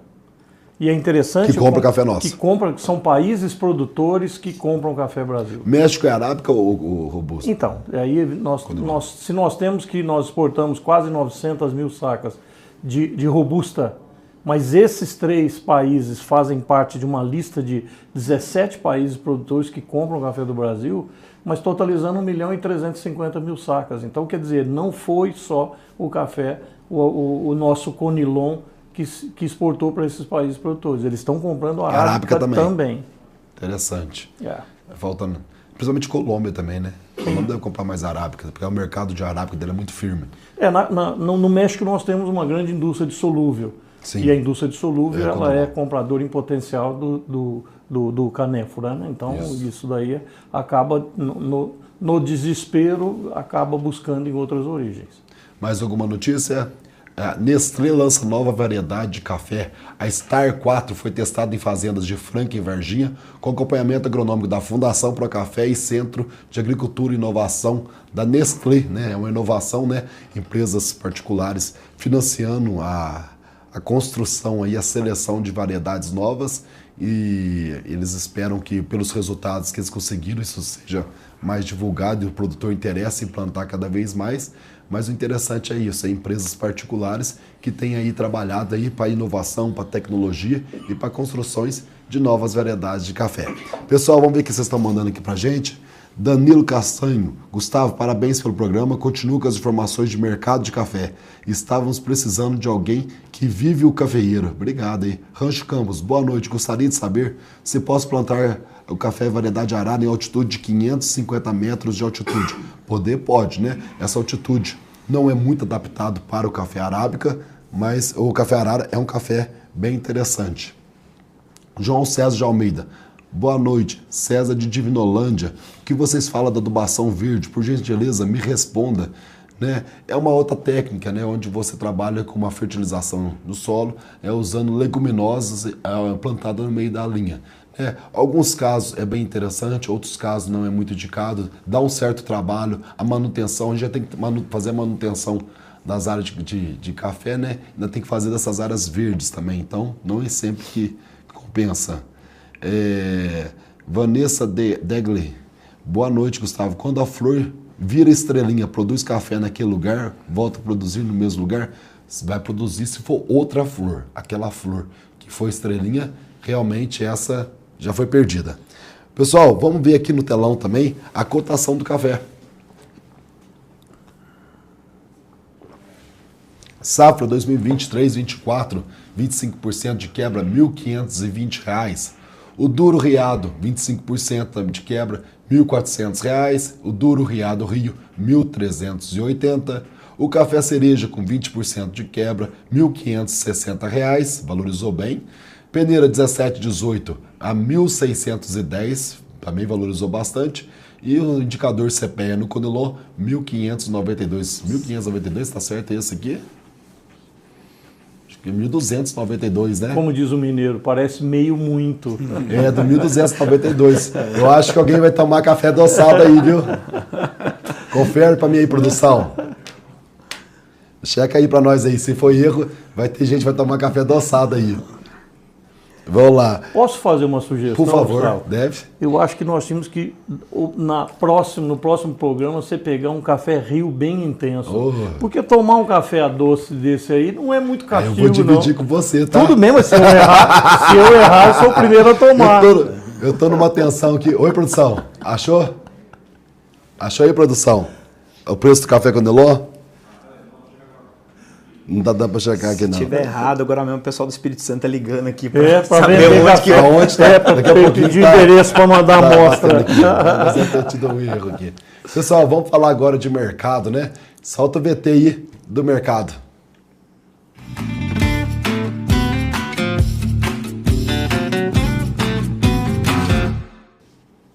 Aí, Furlan, como é que tá o mercado? Fala um pouco pra gente aí. O que você tem visto aí da tua experiência pra gente? Você ficou uns 2 programas aí afastado. Isso. Talvez tenha novidade pra gente aqui. Eu estava numa viagem ao Nordeste de Minas, muito interessante, vendo os problemas, né, de cada região. Mas o mercado em si, Gustavo, nós estamos atravessando um momento que até você viu o depoimento uma pessoa da Lavasa, dizendo que ele nunca passou momentos tão intensos e nervosos que nós estamos passando na atualidade. Porque, se diga de passagem, todas as outras crises, a crise foi no café arábica, que era o café mais caro. Então, a fuga para o robusta era uma alternativa, né, de você conseguir mediando os preços. Só que dessa vez nós pegamos uma crise acentuadíssima no Vietnã e, paralelamente, veio esse problema da nossa safra aqui, que cada vez está se intensificando mais, né? Até se criou um termo aí da gente comentar, a miudez da safra é uma coisa que assusta bastante. Os grãos miúdos, né? Grãos miúdos, a falta de peneira logicamente que ela já vai ser precificada, mas a gente está vendo pelo ponto de vista do produtor, ele vai ser penalizado, porque grande parte disso é não exportável. Lembrando que quando o exportador adquire a bica corrida do produtor, ele tem a parte exportável e a parte não exportável. A parte não exportável vai ser consumida na maioria, né, consumida pela indústria brasileira. Só que cafés que eram para dar 15 de quebra, porque ele não tinha fundo da peneira 13, nós estamos tendo uma incidência tão grande de cafés miúdos, de alguns lotes que nós tivemos acesso, 20, 25% de fundo da peneira 13, que é um café extremamente miúdo. Logicamente que aí esse café vai dar 40% de quebra. Então, na hora que o exportador vai precificar o café, ele, na planilha dele, ele vai considerar que parte desse café vai vender na exportação e parte vai ter que vender na indústria com um preço bem mais barato. Então, aí que ele monta o preço que vai ser pago ao produtor. Outra questão que a gente intensifica, que até já comentei naquele programa que eu participei aqui com você, a conta do rendimento do café também vai ser afetado por essa miudez. Por quê? Nós tivemos a capacidade, e até virou uma prática comum, das pessoas contarem os grãos no mesmo peso, e nós vimos que o Safra Nova, escolhido agora, precisa de muito mais grãos para poder obter aquele peso. Como nós tínhamos grão graúdos, nós temos grão miúdos. Até para ocupar o espaço físico e peso, nós precisamos de muito mais grãos para adquirir isso. E isso vai fazer a mudança no final da conta do produtor. Aquela litragem que a gente começamos com uma litragem alta, com café mais cheio de líquido e mais, vamos dizer, menos litros no final da colheita, porque aí o café já está mais seco. Mas independente disso, eu acho que nós vamos gastar uma litragem muito grande. E até nós estamos comparando aqueles números de previsão de safra, quando as instituições iam ao campo fazer, ele vai contar a quantidade de grãos em cada árvore dentro daquela técnica. Essa lavoura vai dar 10 litros por pé, essa lavoura vai dar 5 litros por pé. Só que o erro na hora de converter em sacas, nós vamos gastar uma litragem maior. Você pega até o produtor que está acostumado, né? Eu estive lá no Espírito Santo, produtor, assim, falando de 50% de quebra, com uma fluência muito grande, uma repetição muito grande. Né? Jogando por baixo lá, o 35% de quebra. Então, e eles falando assim, que você colhia o café e não sabia que tinha um volume menor. Mas a hora que levou para o benefício, que foi o grande susto. Então, você vê, o produtor que vive na fazenda, ele não conseguiu perceber. Então, imagina essas instituições, né, de previsão de safra, o tanto que vai abaixar. Agora, imagina, se nós tivermos 20% de quebra na produção estimada, se nós pegarmos ali a USDA, que é 69,9... 70 milhões, vamos calcular. 70 milhões menos 20%, aí vai dar menos 14 mil sacos. 56 milhões. 56 milhões, que foi uma previsão mais gorda, né, que a gente até trocou aqui em relação a isso daí. Como é que vai fazer? O pessoal vai ter que torrar palha, ou Fernando? Não, o que na realidade, assim, o mercado ele acaba se ajustando. É a mesma coisa quando nós temos um disparado de preço de ser determinado produto, tem hora que o consumidor ele não se convence de pagar aquele preço. E é um ajuste natural. Quando nós tivermos uma alta de preço muito, vamos dizer, com um volume grande da alta, isso pode alterar um pouquinho o consumo. Entendi. Isso aí nós podemos ter, logicamente que dentro da linha lá da oferta e a procura, a gente ter um ajuste natural. Agora, tudo isso que a gente está vendo, eu falei muito isso aí nessas últimas 2 semanas de viagem. Ainda bem que nós tivemos esse problema do Conilon, do Robusta, no Vietnã. Se a gente fizer uma breve retrospectiva aí, o ano passado nós estávamos vendendo café a R$800, R$900. Nós viemos até abril desse ano a R$1.000 o saco.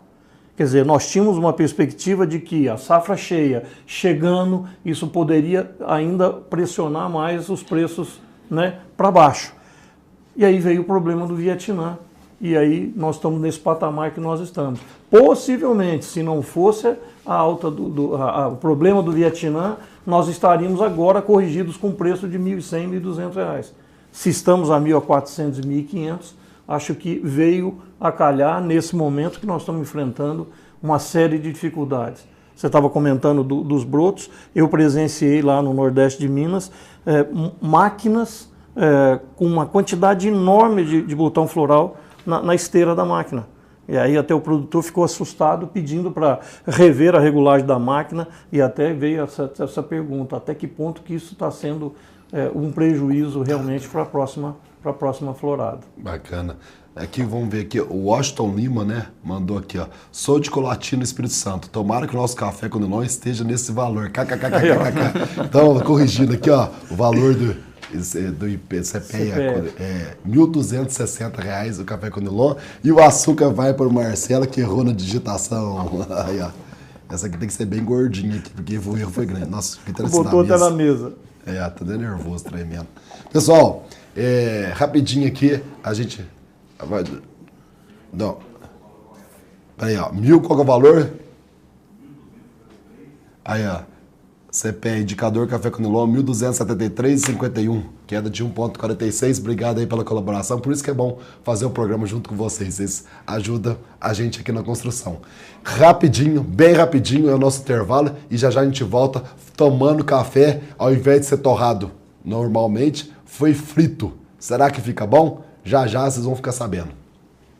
Testado e aprovado em várias pesquisas, o silicato de magnésio é um fertilizante que fornece nutrientes fundamentais para melhorar sua produtividade. Uma fonte de magnésio que se disponibiliza de forma contínua e gradual. E na AgroVGA você também encontra fertilizantes diversos, condicionadores de solo e corretivos. Venha conhecer os nossos produtos, preço, bom atendimento e facilidade na logística. Essa é a AgroVGA, ao seu lado na busca pela alta produtividade. Não é só uma safra, é esperar o tempo certo. Todo ano Eliseu recebe a mensagem da Marina, gerente do Sicredi, com a boa notícia. Os recursos do Plano Safra já estão disponíveis. E ele tem créditos, seguros e um portfólio de soluções, além de todo o apoio para plantar o crescimento do seu agronegócio. Procure os gerentes do Sicredi. Aqui no Sicredi não é só Plano Safra, é ter com quem contar.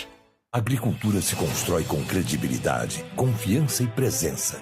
Isso é parceria, que aliada à fisiologia, biologia e nutrição, protege sua lavoura das adversidades. Isso é tranquilidade, que ajuda a alcançar os melhores resultados todo ano. Isso é superação, que gera lucro e transforma a sua paixão em um excelente negócio. Isso é rentabilidade. Isso é Stoller. Conheça Spirit, inseticida da Ihara, com tecnologia inédita e exclusiva para a proteção do seu café. Indispensável para o combate do bicho mineiro, ferrugem e cigarra do café. Proteção por inteiro, com garantia de vigor e qualidade desde a raiz até a colheita. Controle imbatível e máximo período de proteção. Mande as pragas e a ferrugem no café para outra dimensão com Spirit da Ihara. Produto de uso agrícola. Venda sob receituário agronômico. Consulte sempre um engenheiro agrônomo. Uma lavoura, uma terra, um manejo. Esse impacto começa na ideia, no planejamento e na assistência correta, chegando ao cultivo adequado. Começa nas conversas informais, na troca de experiências, cada um com sua história e necessidade. O impacto gerado no mundo começa no local, ultrapassando limites e alcançando um futuro cada vez mais tecnológico e digital. O valor do campo precisa ser compartilhado e mostrado. Acreditamos que o agro regional tem o poder de impactar o mundo. Ouvindo, adaptando e acessando cada região, mesmo as mais difíceis, entregamos as melhores soluções com produtos diversificados e tecnologias modernas. Isso nutre não só plantas, mas histórias de produtividade e sucesso. Nossa visão é criar um ambiente onde inovação e tradição se encontram, onde cada cliente se sinta em casa e encontre soluções para suas necessidades. Versagro, nutrindo o agro para impactar vidas. Voltamos aqui, né, com a Giovana. Giovana, que você tá alta hoje, Giovana? O que você arrumou? 2 tamburetes. Ah, tá. Tá bom. Você cresceu. Ô, Giovana, conta pra gente, né, o que você trouxe hoje na tua magia aqui do café? Eu trouxe um método que é da Melita, mas a Melita fez um método que traz o clássico, mas de uma forma que a gente tem mais controle de fluxo. Vamos lá. Essa é a Melita Mano.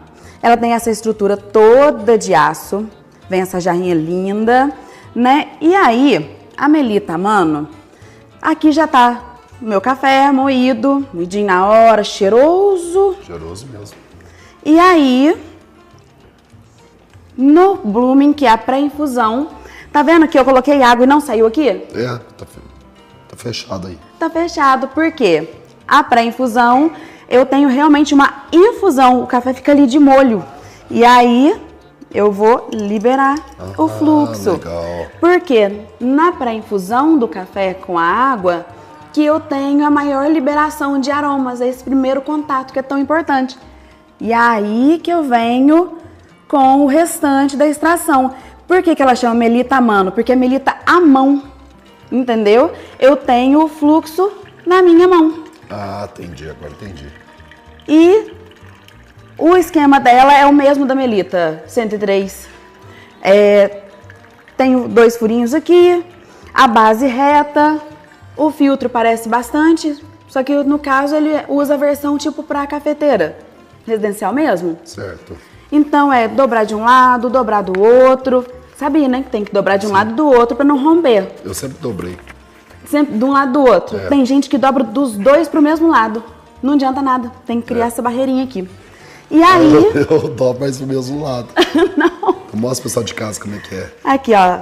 Dobra para um lado primeiro, depois pro outro. Claro. Porque vai criar uma resistência à umidade e peso aqui dentro. E aí, a Melita Mano toda charmosa. A colher vai mexendo aqui em cima. Ah, então. Se quiser mexer o café, pode, não tem problema, pode. Só não vai enfiar a colher ali pra rasgar, entendeu? É sempre uma mexidinha bem sutil aqui em cima, no bolinho de café. Ah, sim. Então, essa é a Melita Mano. Quanto que custa esse equipamento? R$1.149. Carinha. Mas, ó, o café, ele tem que ser valorizado do pé à xícara. Então, o mercado de métodos de extração, ele é muito amplo e roda muito dinheiro. Por quê? Pensa comigo, nós temos a safra todinha. O trabalhão que é a safra do café. Para chegar na hora, me entregar na mão do barista um café maravilhoso, premiado, bem pontuado. E o barista falar assim, extrair de qualquer jeito fica bom. Não pode. Então, o mercado de métodos de café, ele oferece muita opção pra gente. Por isso que geralmente é caro. Essa jarrinha, por exemplo, ela é resistente à temperatura e por aí vai, N fatores. Bacana. E você trouxe curiosidade para nós hoje? Trouxe. Roda o VT que vem curiosidade do café.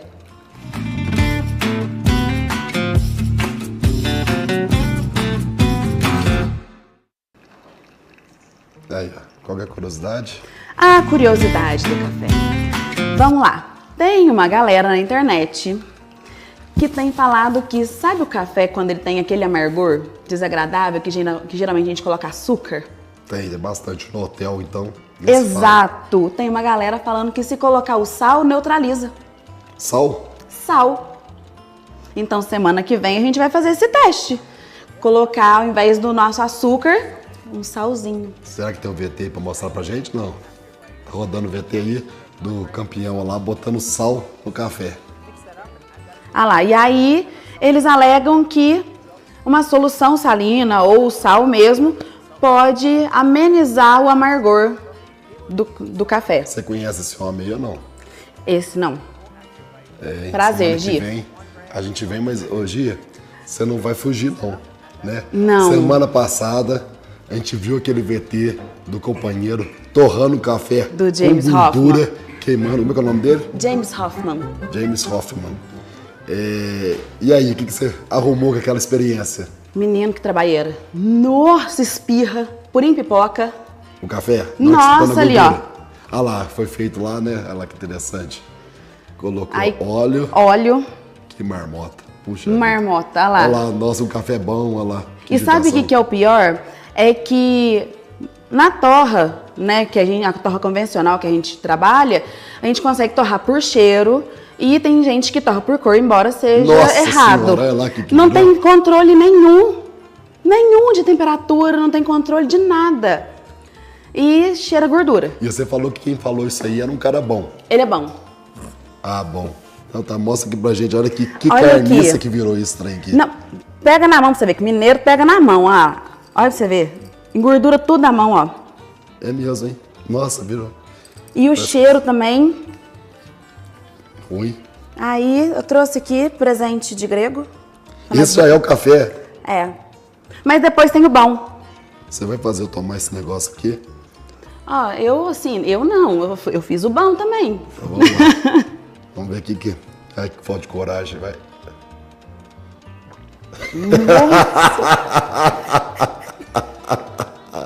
Eu tô sem coragem. Vai! Ai, você tem potencial, pode ir. Ai, vou lá. Tô sem coragem, vamos lá. Nossa! Faz bem pra voz.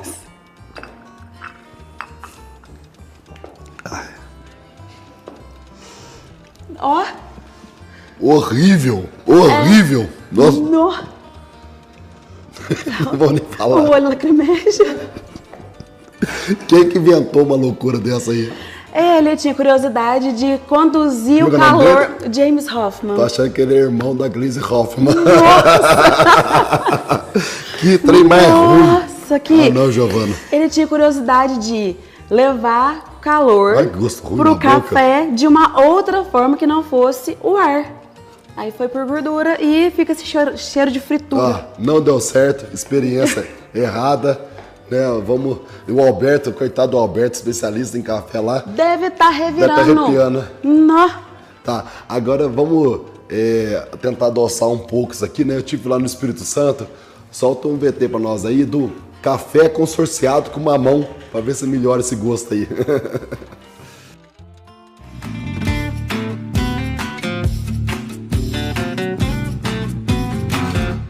Café consorciado com mamão. Eu tô aqui no norte do Espírito Santo e aqui eu tô numa lavoura de café Conilon que tem mamão.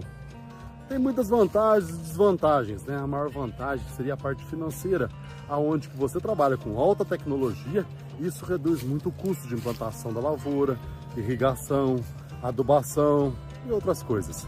Em contrapartida, tem algumas desvantagens. Você tem que deixar o espaçamento mais aberto, você tem uma planta mais esticada, mais esticada, porque buscando luz, ela tenta crescer um pouco mais. E aí acaba perdendo um pouco de produtividade no café Conilon, principalmente na primeira safra. Mas o mais interessante é que financeiramente costuma dar certo. Tem ano que o mamão não tem preço, como agora, aí é prejuízo. Mas caso contrário, costuma ajudar muito no custos e sobrar um dinheiro bom que o produtor consiga investir mais na atividade. Já voltou aqui? Pessoal, é muito ruim o café, vocês nem imaginam o tanto que o gosto é ruim. E agora, né, tentar melhorar esse aspecto aí, né? Vou chamar o Alberto aqui. Alberto do céu, você não faz ideia que experiência que eu passei. Porque eu não tô aí, né, pra tomar os cafezões que a Giovana faz aí nas outras semanas. Hoje eu tô bem satisfeito de estar online, viu? Que marmota. Hoje você salvou, viu? Fala pra nós aí de café e consumo. Tem VT antes ou não? Já tem o VT? Solta o VT pra soltar o Alberto lá.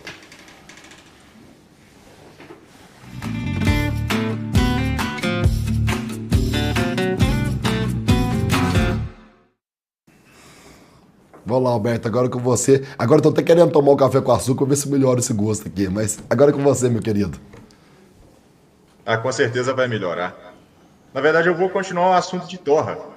Já que o negócio aqui foi... Uma coisa que a gente não pode falar é que esse café aí não tá com perfil amanteigado, né? Bons cafés, às vezes, trazem perfil amanteigado na hora da xícara. Esse aí trouxe. Mas, na verdade, eu quero é comparar as torras mesmo, até para o produtor entender o que o cara faz lá na frente na hora de comprar o café. O fato da gente tomar bons cafés, nosso próprio café especial, torrado, ali com uma torra média, vai ajudar até na comercialização. Mas o que é o ponto? Aí na gordura, né, virou uma loucura ali, né, não teve controle, não teve nada. O que acontece com uma torra de cafés? Ela tem fases. Você pega o café que o comprador selecionou, separou por peneiras, experimentou, avaliou, viu o potencial daquele café, só que esse potencial ele vai ter que ser desenvolvido pelo mestre de torra em todas as torras para criar os aromas e sabores. Então aqui nessa roda sensorial é um exemplo deles. Só que não é mágica. O mestre de torra não consegue criar se o café, se a matéria-prima não for de qualidade. Então vem tudo que o produtor está falando, de nutrição da planta, maturação, pós-colheita e tudo mais. Mas o mestre de torra, ele pode moldar. E para ele moldar esse potencial da planta, ele tem que ter controle de temperatura, que é com controle de chama. Ele precisa marcar o tempo, ele precisa saber quanto tempo o café fica em cada fase da torra. Desidratação, reação de Maillard, desenvolvimento, pirólise, caramelização de açúcares ali. E no final das contas, ele precisa controlar o fluxo de ar também. Então ele vai fazendo como se fosse assando um bolo, uma receita de cozinha, para que no final das contas, aquele café se apresente na sua melhor versão. Lembrando, a melhor versão de um café ruim é uma torra escura. A melhor versão de um café bom é uma torra mais clara para mostrar o café. E aí nós vamos chegar lá no galpão. O avaliador, o cara que está fazendo o cupping, para dar a canetada lá, para te pagar mais pelo café ou te tirar ali notas, pela quantidade de defeitos, pelo tamanho de peneira, essa coisa toda. Quando ele vai fazer o cupping, o produtor geralmente não está perto. E até uma coisa que eu recomendo, que o produtor tome café sem açúcar, café de torra média, para entender por que daquilo lá na frente. Porque na hora dele vender o café, ele pode inclusive ir lá e experimentar o seu próprio café. Ele não precisa ser um mestre, um kill grader, ele não precisa saber quais as notas que tem lá, mas ele já vai saber o que é um bom café e o que é um café ruim. Ele vai saber o que é um café riado, ele vai saber o que é um café duro e vai saber o que é um café com características sensoriais positivas, se ele toma na casa dele. Isso vai dar para ele mais fundamentação para bater no peito e falar, olha, eu sei que eu tenho um produto bom, deixa eu comercializar isso aqui num valor justo. Normalmente não é isso que acontece. E quando o cara vai fazer o cupping, ele faz uma torra mais clara do que uma torra média, normalmente. Porque ele quer perceber o quê? As características boas do seu café? Também. Mas ele quer saber os defeitos do seu café. Café ruim, torra escura, esconde defeitos. Lá no cupping, na hora de avaliar, a torra é clarinha. E a diluição, ela é um café bem diluído, para se mostrar mesmo. Eu acho importantíssimo, isso é uma coisa que mudou para mim, eu vejo mudando para outros produtores, o entendimento sobre o que é um bom café e o que não é um bom café. Lembro, não precisa ser um especialista, mas saber o que é um bom café te ajuda a negociar melhor. Bacana, Alberto. Tem aqui um comentário aqui, né, do Sítio das Flores. É um puxão de orelha na gente aqui. 4º programa e vocês ainda não corrigiram, né, esse eco desse quadro. Põe mais uma colher de açúcar aí. Eu não sei de quem que é a responsabilidade. Eu acho que... mas eu vou botar açúcar aqui. Vocês decidem aí. Desse eco aqui, ó. Vai põe na conta do Rian, né? Nós estamos discutindo lá para ver quem que é a culpa.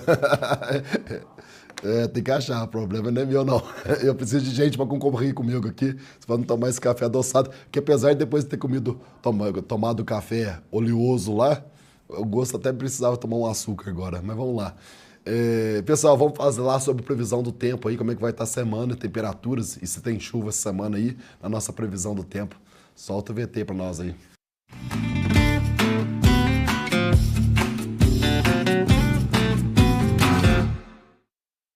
Vamos lá, sul de Minas, né? A terça-feira um pouquinho nublado, mas o resto da semana inteirinho com sol. E as máximas em Minas variando aí entre 11 graus a mínima e 24 graus a máxima, né? Então não vai esfriar muito, mas também não vai esquentar muito. Próxima região, Matas de Minas aí, também sem chuva para essa semana, com mínimas aí chegando a 10 graus no sábado e a máxima chegando aí em 26 graus. Cerrado Mineiro, que lá nunca chove, continua um solão de rachar lá o tempo todo. Temperaturas aí variando, mínima entre 13 graus e máximas 28 graus.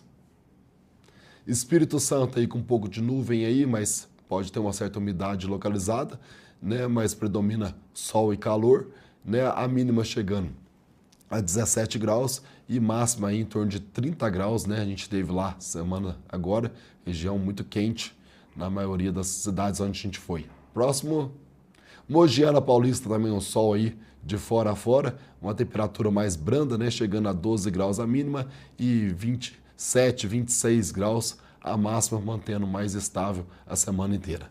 Pessoal,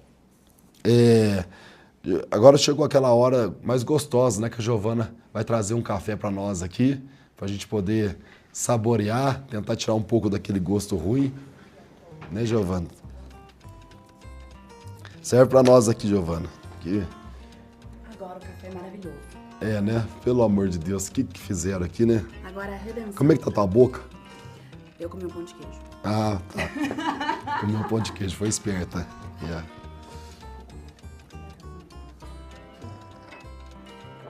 Ah, esse aqui, ó.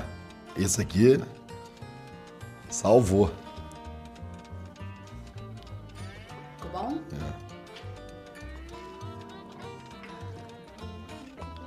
Ei, delícia, hein? Obrigado.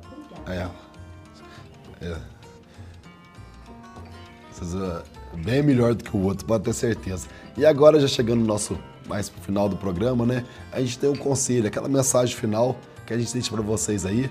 Solta o VT pra nós aí.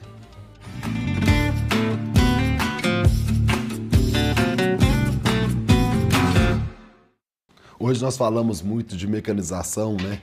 De ter agilidade, de favorecer as coisas, né? Pense sempre em facilitar os acessos, pense sempre em facilitar o manejo de vocês. Para a gente ter resultado, para você conseguir ter alta produtividade, é muito importante, não só na vida da gente, como na lavoura, acertar as horas certas, os momentos certos, né? Para você ter alta produtividade, é necessário você fazer os produtos certos, nas doses certas, com a tecnologia correta, com a data certa e com capricho. E a data certa não é aquela data de calendário que você coloca e vai seguindo, que seria muito fácil. É a data, quem manda é a situação externa, é o clima, é a planta que define.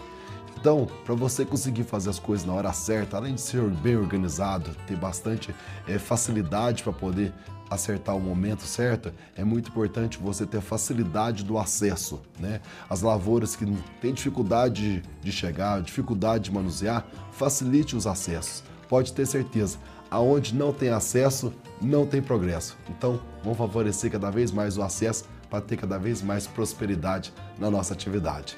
Pessoal,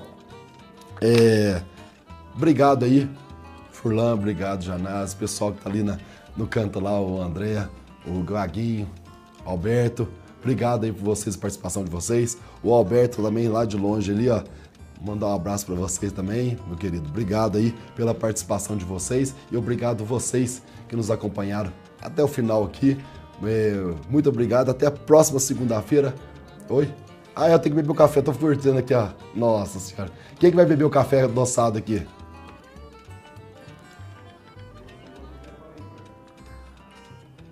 Então vamos tirar para o ímpar, vamos lá. Chama a Marcela aqui para tirar para o ímpar. Rápido, nós estouramos só em 20 minutos. Eu tô vendo, o tempo tá estourado. Tá bom, vai. Eu sou par. Ímpar. De novo. Tem que misturar. Só que eu não vou ter que tomar o café frito.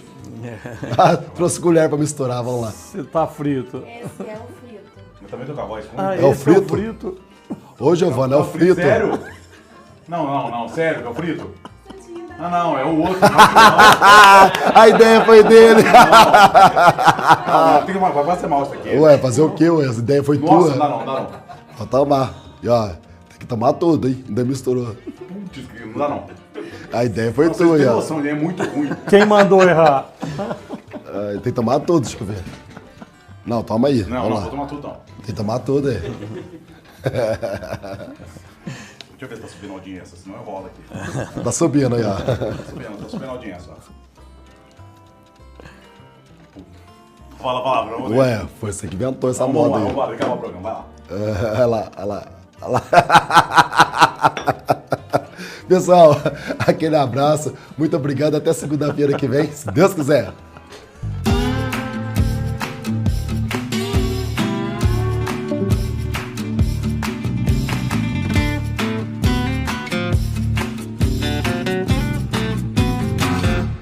Café completo. Apoio. Isso é Stimulate. Isto é Stoller. Ihara, a agricultura é a nossa vida. Sicredi não é só dinheiro, é ter um parceiro para o seu agronegócio. Versagro, nutrindo o agro para impactar vidas.